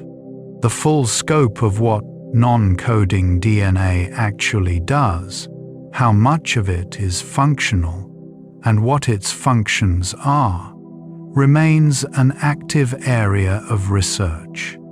The genome is far more complex than early models suggested, and we are still in the early stages of understanding what all of it does. The origin of the moon has uncertainties. The most widely accepted theory for the moon's origin is the giant impact hypothesis, that roughly 4.5 billion years ago, a body approximately the size of Mars collided with the early Earth, and the debris from this collision eventually coalesced into the Moon. This theory accounts for many features of the Earth-Moon system, including the Moon's relatively small iron core and the similar isotopic compositions of Earth and Moon rocks. But it also has difficulties. Recent analysis suggests the Moon's composition resembles Earth's more closely than the giant impact models would predict. The details of the collision, its angle, the size of the impactor, and what happened to the material afterward are still being refined. The story of how the Moon came to be is largely understood, but the complete picture has not yet fully settled. We cannot fully explain why art matters to people. Humans make and experience art across every culture that has ever been documented. Cave paintings, tens of thousands of years old, show that artistic expression appeared very early in human prehistory. Music, visual art, dance, storytelling, they are not luxuries that appear only after basic needs are met. They seem to be fundamental to human life in a way that is difficult to account for purely in terms of survival advantage. Why art moves us, why beauty affects us the way it does, what the experience of aesthetic emotion actually is at the neurological level, and what evolutionary pressures shaped our capacity for artistic response, are questions that sit at the intersection of neuroscience, evolutionary biology, psychology, and philosophy. They are questions with many proposed answers and no complete consensus. The protein folding problem was partially solved, but mysteries remain. Proteins are the working molecules of life, chains of amino acids that fold into specific three-dimensional shapes that determine their function. For decades, predicting how a protein would fold from its amino acid sequence was one of the grand challenges of biology. In 2020, an artificial intelligence system called AlphaFold made transformative progress on this problem, predicting protein structures with remarkable accuracy. But this is not the end of the story. How proteins fold so quickly in the cell, avoiding the vast number of incorrect configurations they could adopt, is still not fully understood. How proteins interact with one another in the crowded environment of a living cell, and how this relates to diseases where proteins misfold, such as Alzheimer's disease, are still areas of active research. We do not understand why childhood memories are so rarely retained. Ask most adults for their earliest clear memory, and they will typically struggle to recall anything from before the age of 3 or 4. This phenomenon is called infantile amnesia, and it is one of the more curious features of human memory. Children in their first few years of life are clearly capable of learning and remembering things in the short term. They recognize faces, learn words, form attachments, and yet almost none of this early experience leaves accessible long-term memories that persist into adulthood. Why the brain fails to consolidate early childhood experiences into lasting autobiographical memories is still not fully understood. It may relate to the immaturity of the hippocampus in infancy, or to the development of language as a framework for encoding memories, or to other factors. The question of where our earliest selves went, why those first years of experience leave so little accessible trace, is one that memory researchers are still exploring. The cause of ice ages is still being refined.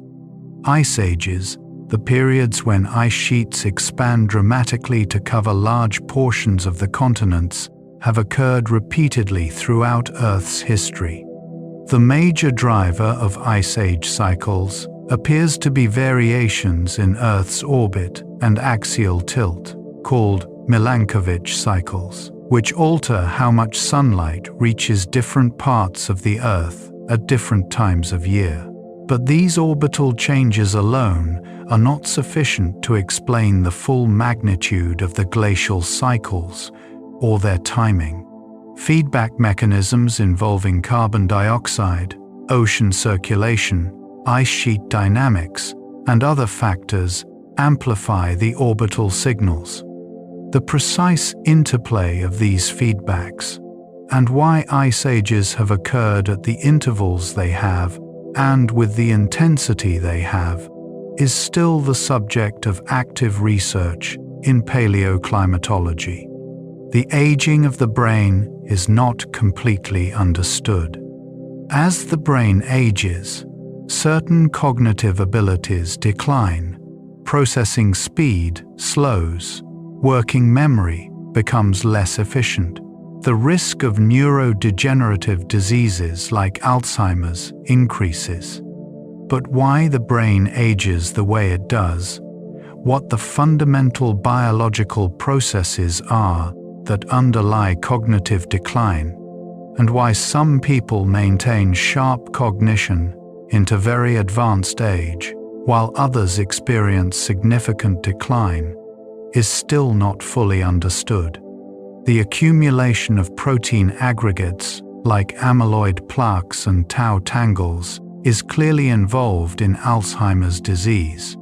But whether these are causes or consequences of the disease, and what triggers the process to begin, remains an active debate. The biology of brain aging is a major research priority, and many questions remain open. We cannot fully explain why humans form lasting romantic pair bonds. Most mammal species are not monogamous. Humans show a tendency, by no means universal, towards something like long-term pair bonding, a tendency that is far less common among our primate relatives. What drives this tendency? What biological mechanisms support long-term attachment between partners, and how these mechanisms evolved, is a question that evolutionary biology, neuroscience, and anthropology all approach from different angles. Hormones, like oxytocin and vasopressin, play a role in attachment.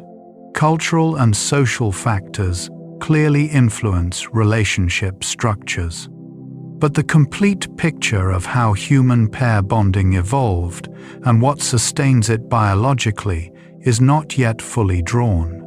Love, in all its varieties, remains partly beyond the reach of any single scientific explanation.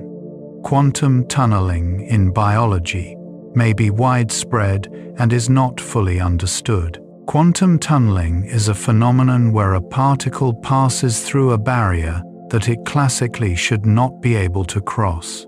It occurs because at quantum scales, particles exist as probability distributions rather than precise locations, and there is a finite probability of finding the particle on the other side of any barrier. This is fundamental to the operation of tunnel diodes in electronics and to nuclear fusion in the Sun, and there is growing evidence that quantum tunneling occurs within living cells, contributing to processes like enzyme catalysis, DNA mutation, and photosynthesis.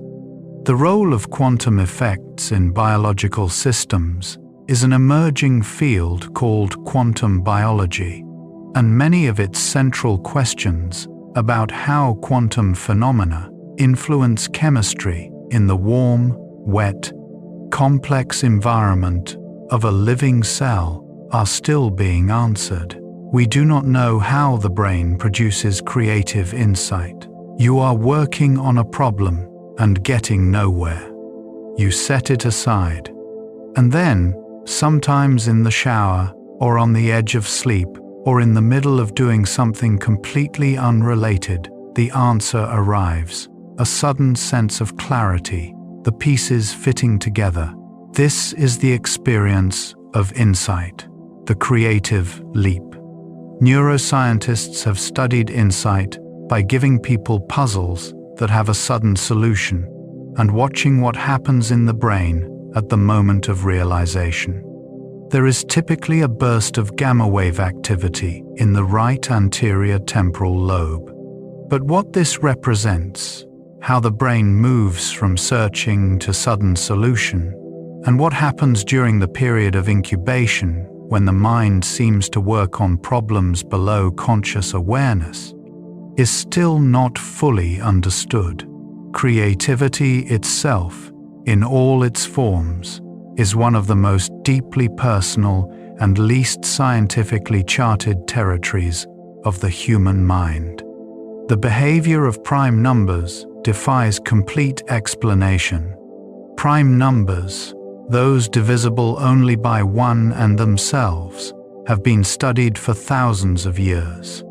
They are the atoms of arithmetic, the building blocks from which all other whole numbers are constructed, and their distribution along the number line has a quality of deep mystery. The Riemann hypothesis, One of the most famous and important unsolved problems in mathematics concerns the distribution of primes and has been open for more than a century and a half. Proving or disproving it is worth $1 million through the Millennium Prize. Despite all that mathematicians have learned about primes, why they are distributed the way they are, whether there are patterns hidden in the primes that we have not yet seen, and how their spacing relates to the behavior of a function called the Riemann zeta function, remain among the deepest open questions in all of mathematics. We do not fully understand the origin of handedness in animals. It is not just humans who show lateralization. Many animals show a preference for one side over the other. Cats tend to prefer a front paw for reaching. Chimpanzees show handedness at the population level. Parrots favor one foot. Even some invertebrates show lateralized behavior. And the origin of this bias, why evolution produced brains and nervous systems that process the world asymmetrically, is not fully understood. In humans, language is typically localized to the left hemisphere, and most people are right-handed. The connection between brain asymmetry and handedness is clear but complex. Why asymmetric brain organization evolved, and what advantages it confers, is still an active area of research. The size of the universe beyond the observable is unknown. The observable universe is the region of space from which light has had time to reach us since the Big Bang. This is a sphere approximately 93 billion light-years in diameter. But the universe almost certainly extends far beyond this. In most cosmological models, it extends enormously further, possibly infinitely. We have no way of observing what lies beyond the observable horizon.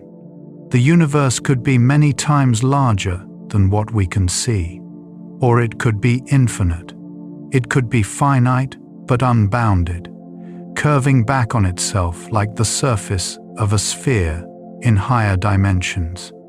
Or it could have a particular topology we have not yet inferred from the data.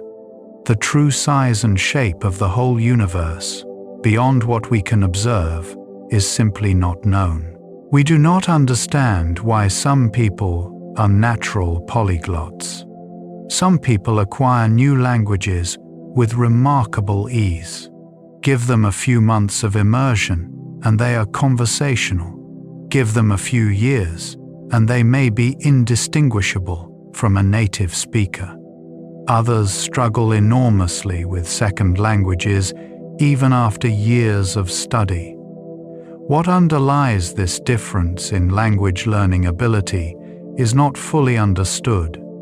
It involves a mix of factors: the efficiency of auditory processing, working memory, phonological awareness, and, possibly, the structure of neural networks involved in language. But no single predictor reliably identifies who will become a natural language learner and who will not. The diversity in human linguistic ability, from those who speak many languages effortlessly to those for whom even one second language is a profound challenge, is a genuinely interesting and not fully explained aspect of human cognitive variation. The coloration of certain animals cannot be fully explained by evolution. The peacock's tail is one of the most famous puzzles in evolutionary biology. It is enormous, heavy, and makes the bird more visible to predators. By any measure of simple survival, it should not exist. Darwin himself found it troubling. The explanation that has gained the most acceptance is sexual selection.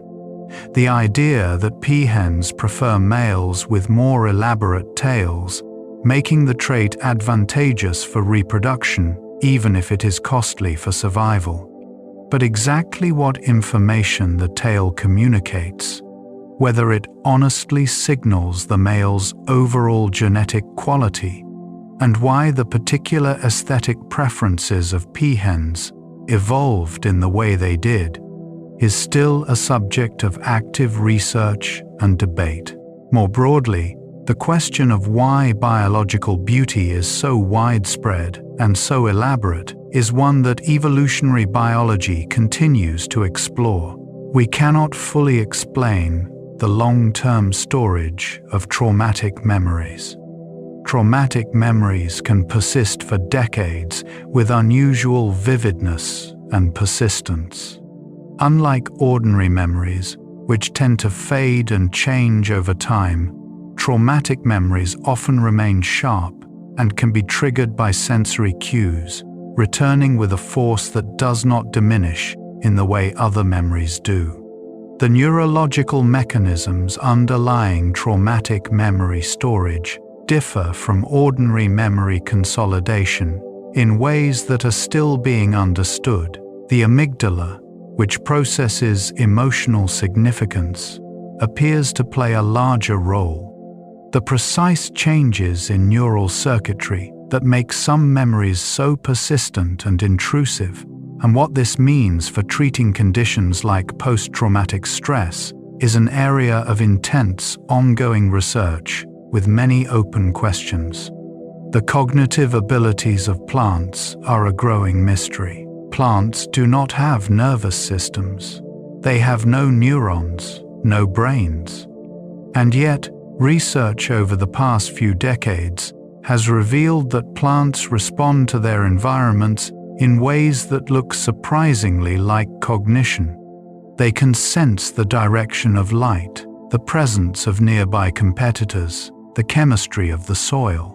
Some species appear to warn neighboring plants of insect attack through chemical signals.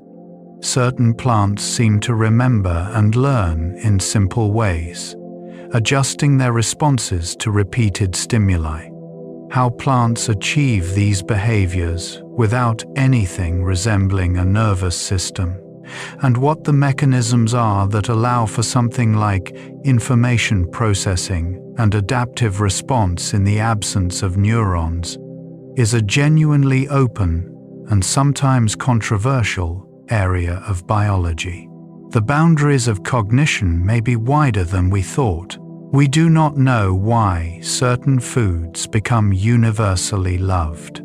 Sweetness, fat, and saltiness are reliably preferred across human cultures, likely because they indicate caloric density and minerals that were valuable to our ancestors.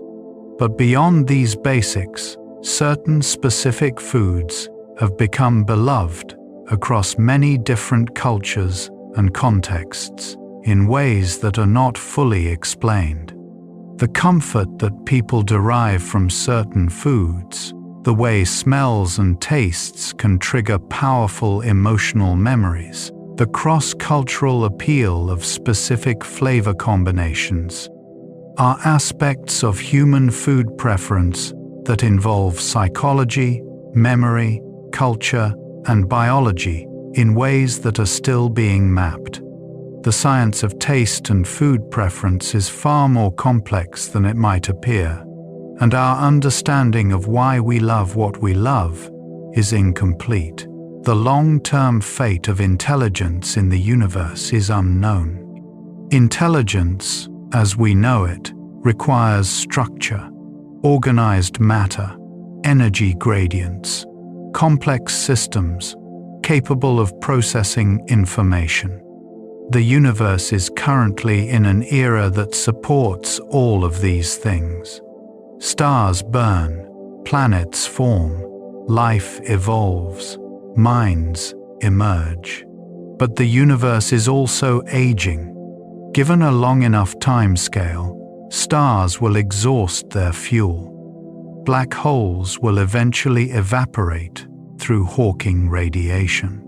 The universe will tend toward maximum entropy, a state of uniform temperature with no available energy gradients. What this means for intelligence in the very long run, whether intelligence could find ways to persist as the universe cools and darkens, or whether the emergence of mind is necessarily a temporary feature of a young and energetic universe, is a question that sits at the intersection of physics, cosmology, and philosophy, and has no settled answer.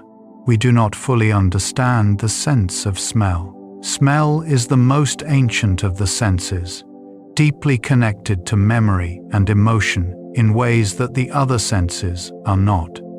A smell can return you instantly to a moment decades in the past, with a vividness that visual or auditory memories rarely match.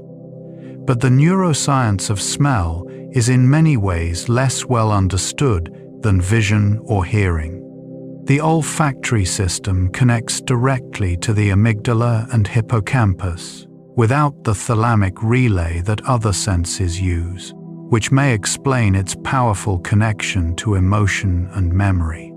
But how the brain identifies and categorizes the enormous range of molecules that constitute different smells, and how it creates the subjective experience of a particular scent from chemical signals, involves questions that olfactory neuroscience is still working to answer.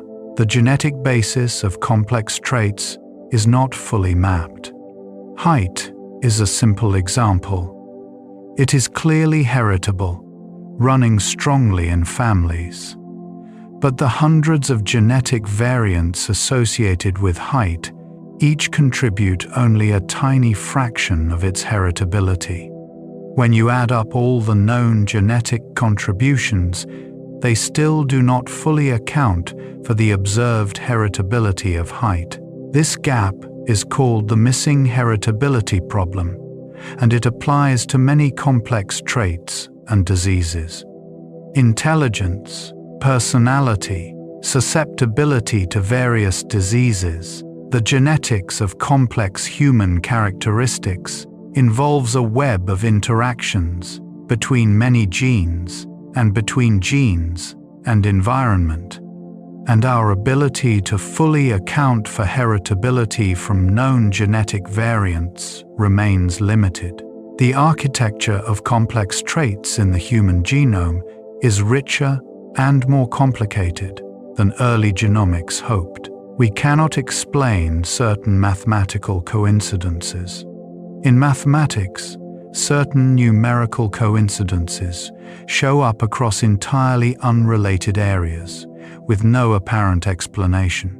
The fine structure constant, a fundamental constant of physics describing the strength of the electromagnetic interaction, has a value close to 1 divided by 137.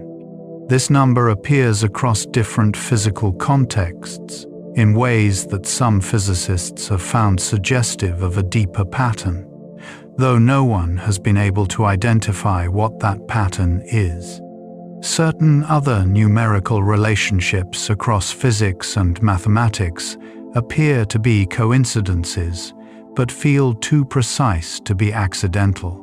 Whether these are genuine deep connections waiting to be understood, or simply the result of human pattern seeking in data that is not actually meaningfully connected, is something that neither mathematics nor physics has yet resolved. The mechanism of pain is not fully understood. Pain is one of the most immediate and compelling experiences in human life. It is protective, warning us of tissue damage and prompting us to withdraw from harm. But the experience of pain is far more complex than a simple alarm system.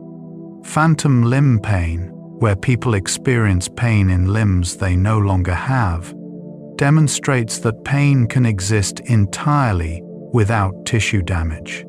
Chronic pain, which persists long after an injury has healed, shows that pain is not simply a readout of damage.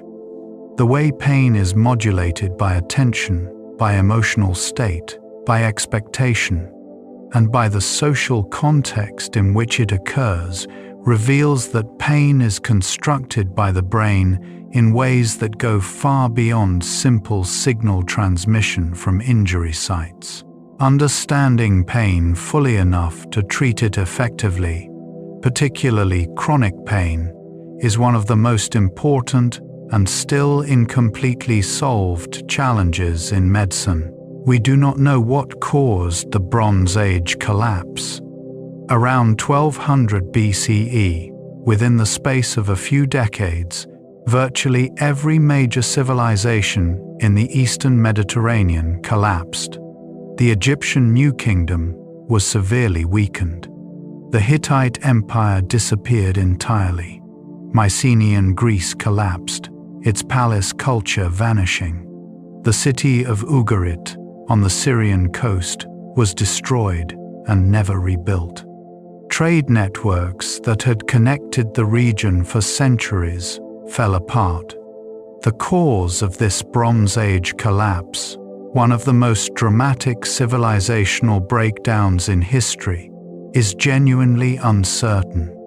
Archaeological evidence suggests a combination of factors: drought, invasion by the mysterious sea peoples, internal rebellions, systems collapse as complex interconnected societies became fragile under simultaneous stresses.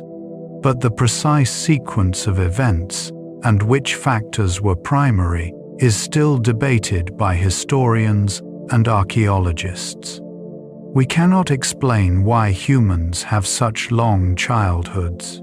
Humans have the longest period of juvenile dependence of any primate. Children require intensive care for many years before becoming self-sufficient, and humans do not reach full adulthood until their mid-20s, when the prefrontal cortex finally completes its development. This is an extraordinarily long investment by parents, and by any measure of evolutionary efficiency, it is costly. The most compelling explanation is that human brains are so complex that they require a very long period of development, learning, and social embedding before they can operate fully. The extended childhood is the price of cognitive complexity, but the details of why the human developmental timeline is as long as it is, and what specifically happens during those years that could not be compressed, are not fully understood. The way general relativity and quantum mechanics relate is unknown.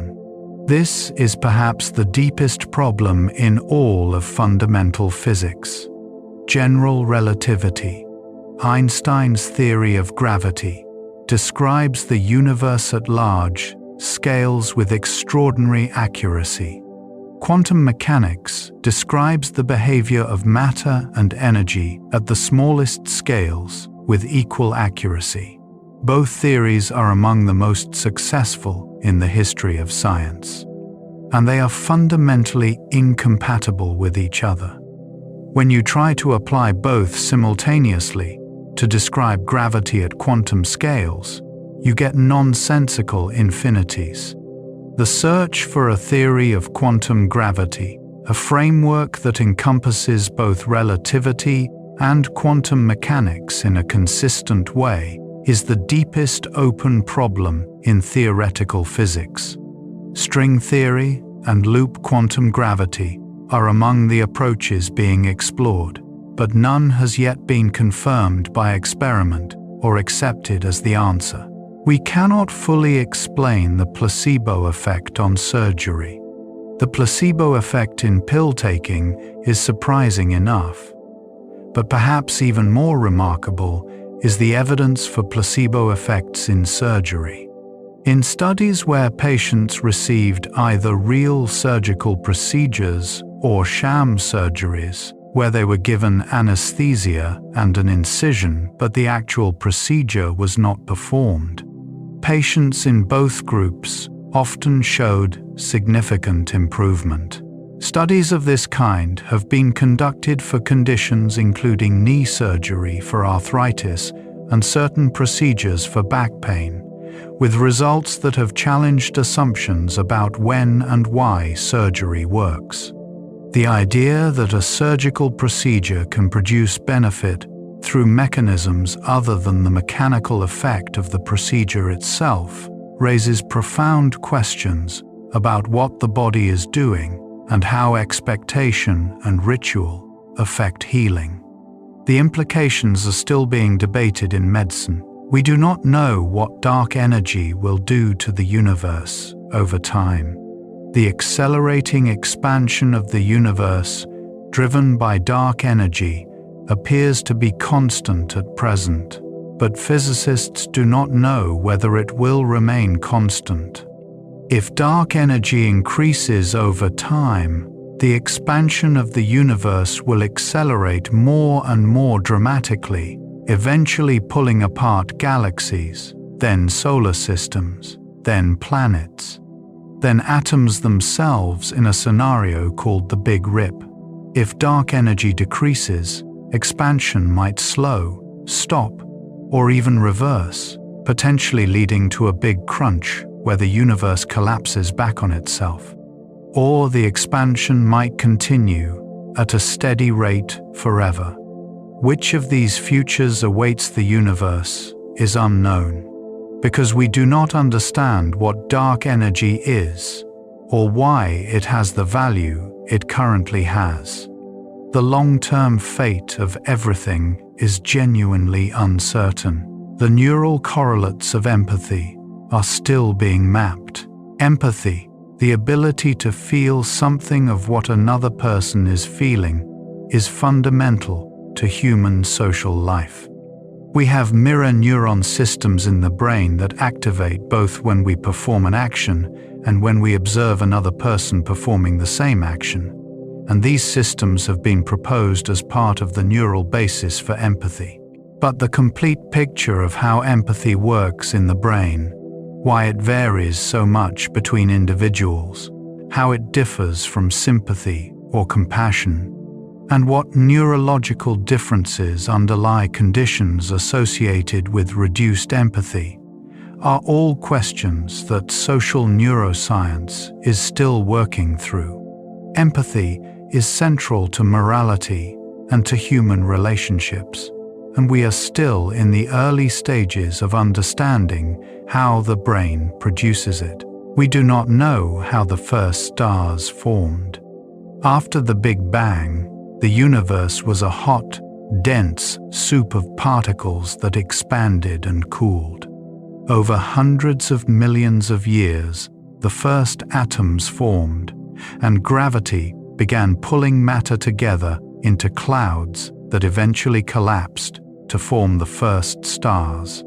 These primordial stars, called population 3 stars, were made entirely of hydrogen and helium, the only elements that existed before any stars had yet lived and died. How exactly these first stars formed, what their masses were, how they influenced the surrounding gas and led to the formation of the first galaxies, is something that astronomers are trying to reconstruct from theory and from the earliest observable light in the universe.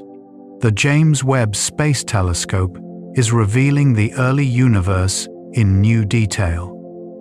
But the full story of how the first stars were born is still coming into focus. The biology of sleep in marine mammals is not fully understood. Dolphins and other cetaceans need to breathe air, but they also need to sleep. How do they do both? Many cetaceans engage in what is called unihemispheric slow-wave sleep, where one hemisphere of the brain sleeps while the other remains awake, allowing the animal to continue swimming and surfacing to breathe. The dolphin can literally be half asleep and half awake at the same time. But how this extraordinary form of sleep actually works, how the brain maintains such a neat division, what the sleeping hemisphere is actually doing while the other is conscious, and whether dolphins also have something like REM sleep with associated dreaming are questions that cetacean biology is still working to answer. Sleep, already mysterious in humans, becomes even more so in animals who have evolved entirely different ways of achieving it. We cannot explain how certain savants acquire extraordinary skills. Acquired savant syndrome is one of the more startling phenomena in neuroscience. In rare cases, following a brain injury, stroke, or infection, a person who showed no particular aptitude for art, music, or mathematics before the event suddenly develops extraordinary abilities in one of these areas. One person, after a head injury, began painting with extraordinary skill. Another began performing calendar calculations instantly.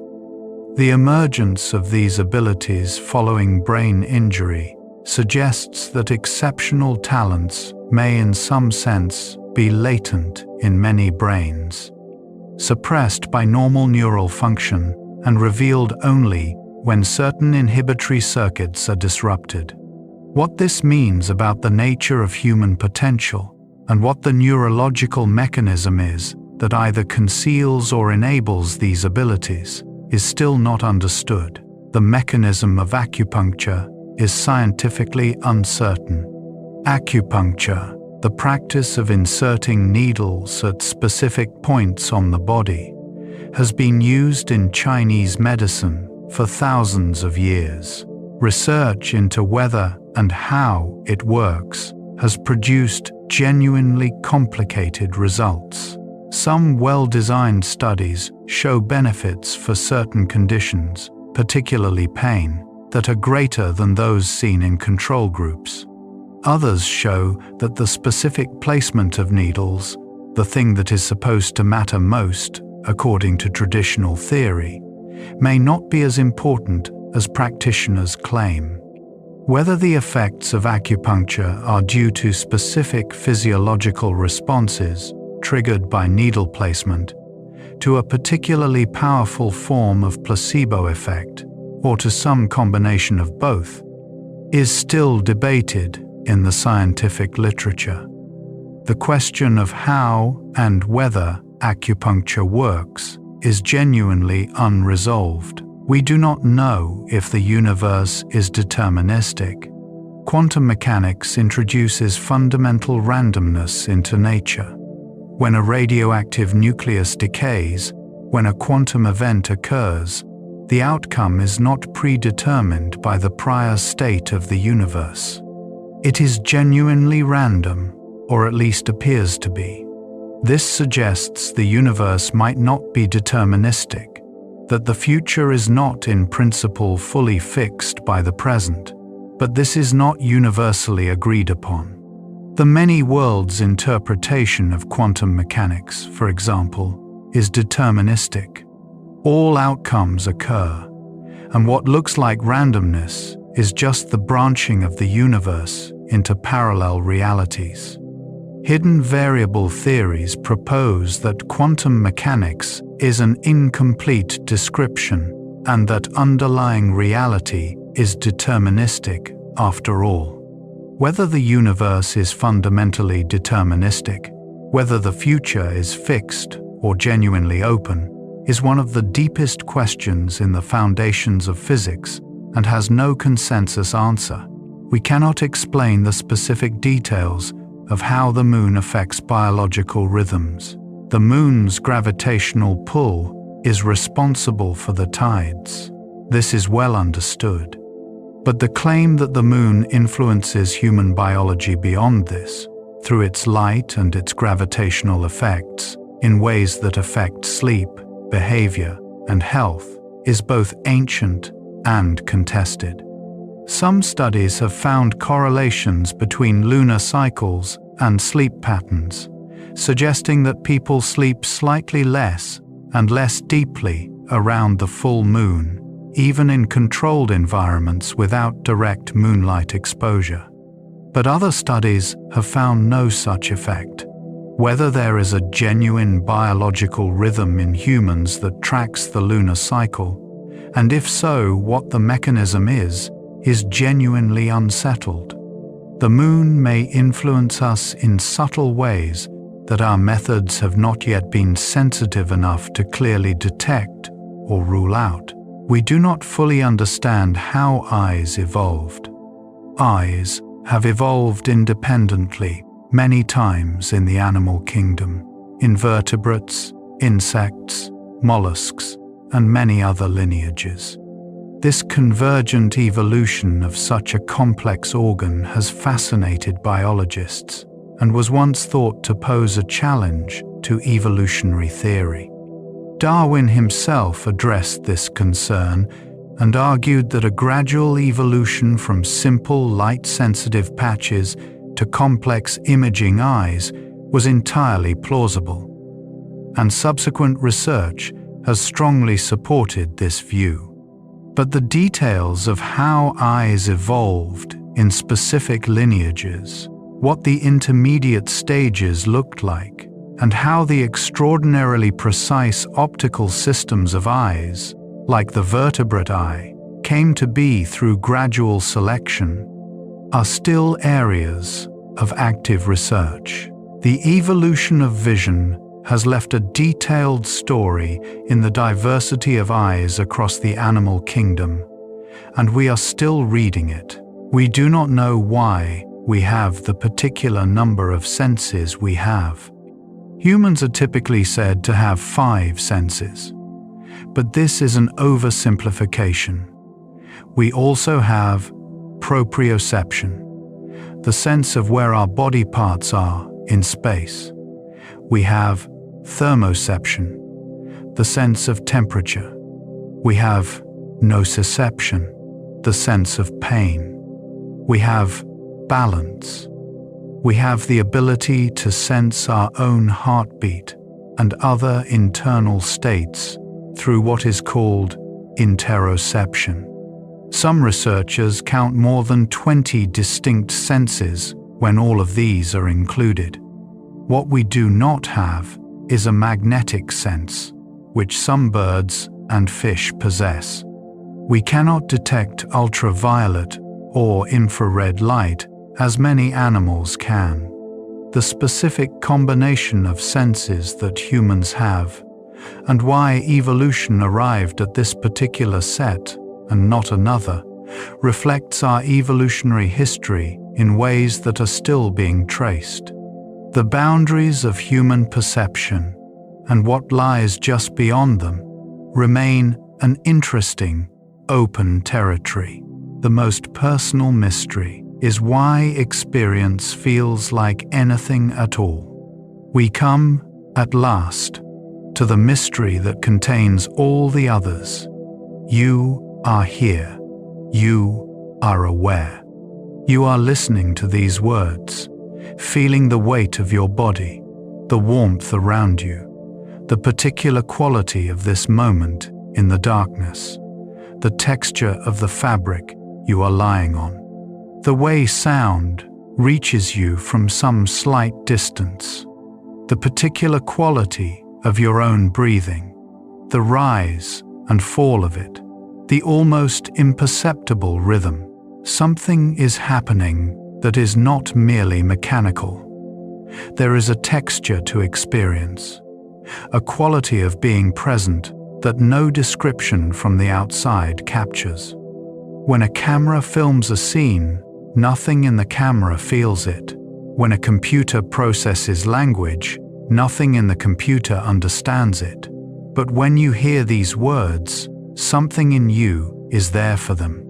And why that is, why the universe, through billions of years of physics and chemistry and biology, produced creatures who don't just process information but feel, who don't just respond to stimuli but experience them. Why the lights came on inside is the deepest question that has ever been asked.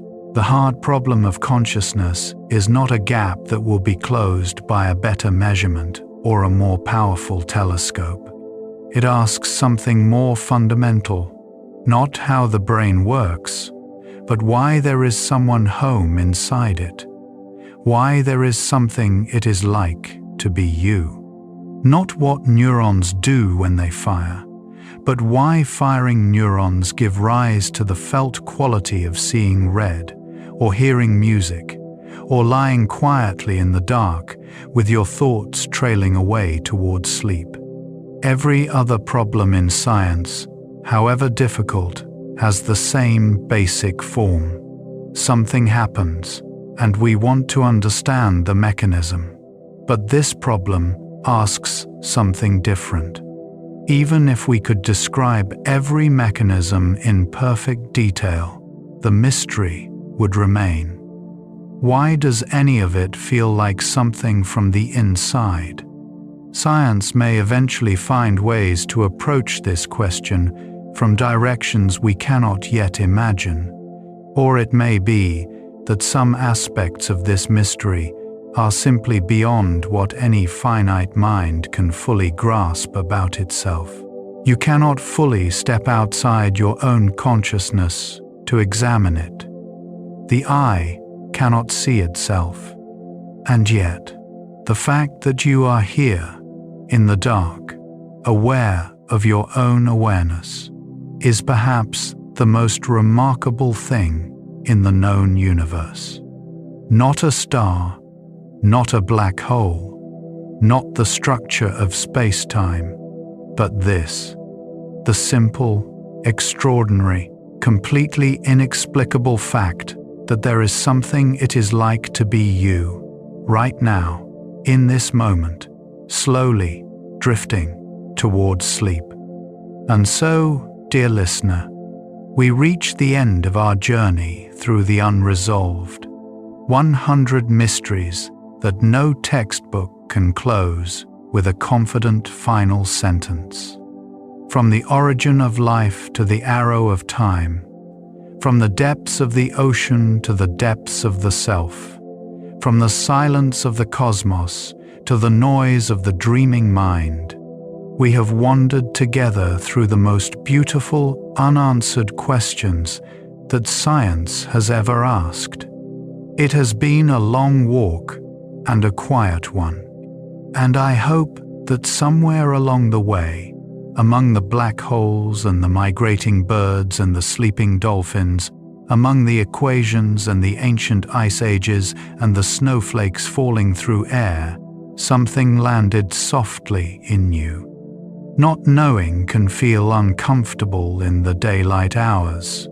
In the bright, busy world of plans and schedules and things that need to be done, mystery can feel like a problem to be solved rather than a place to rest.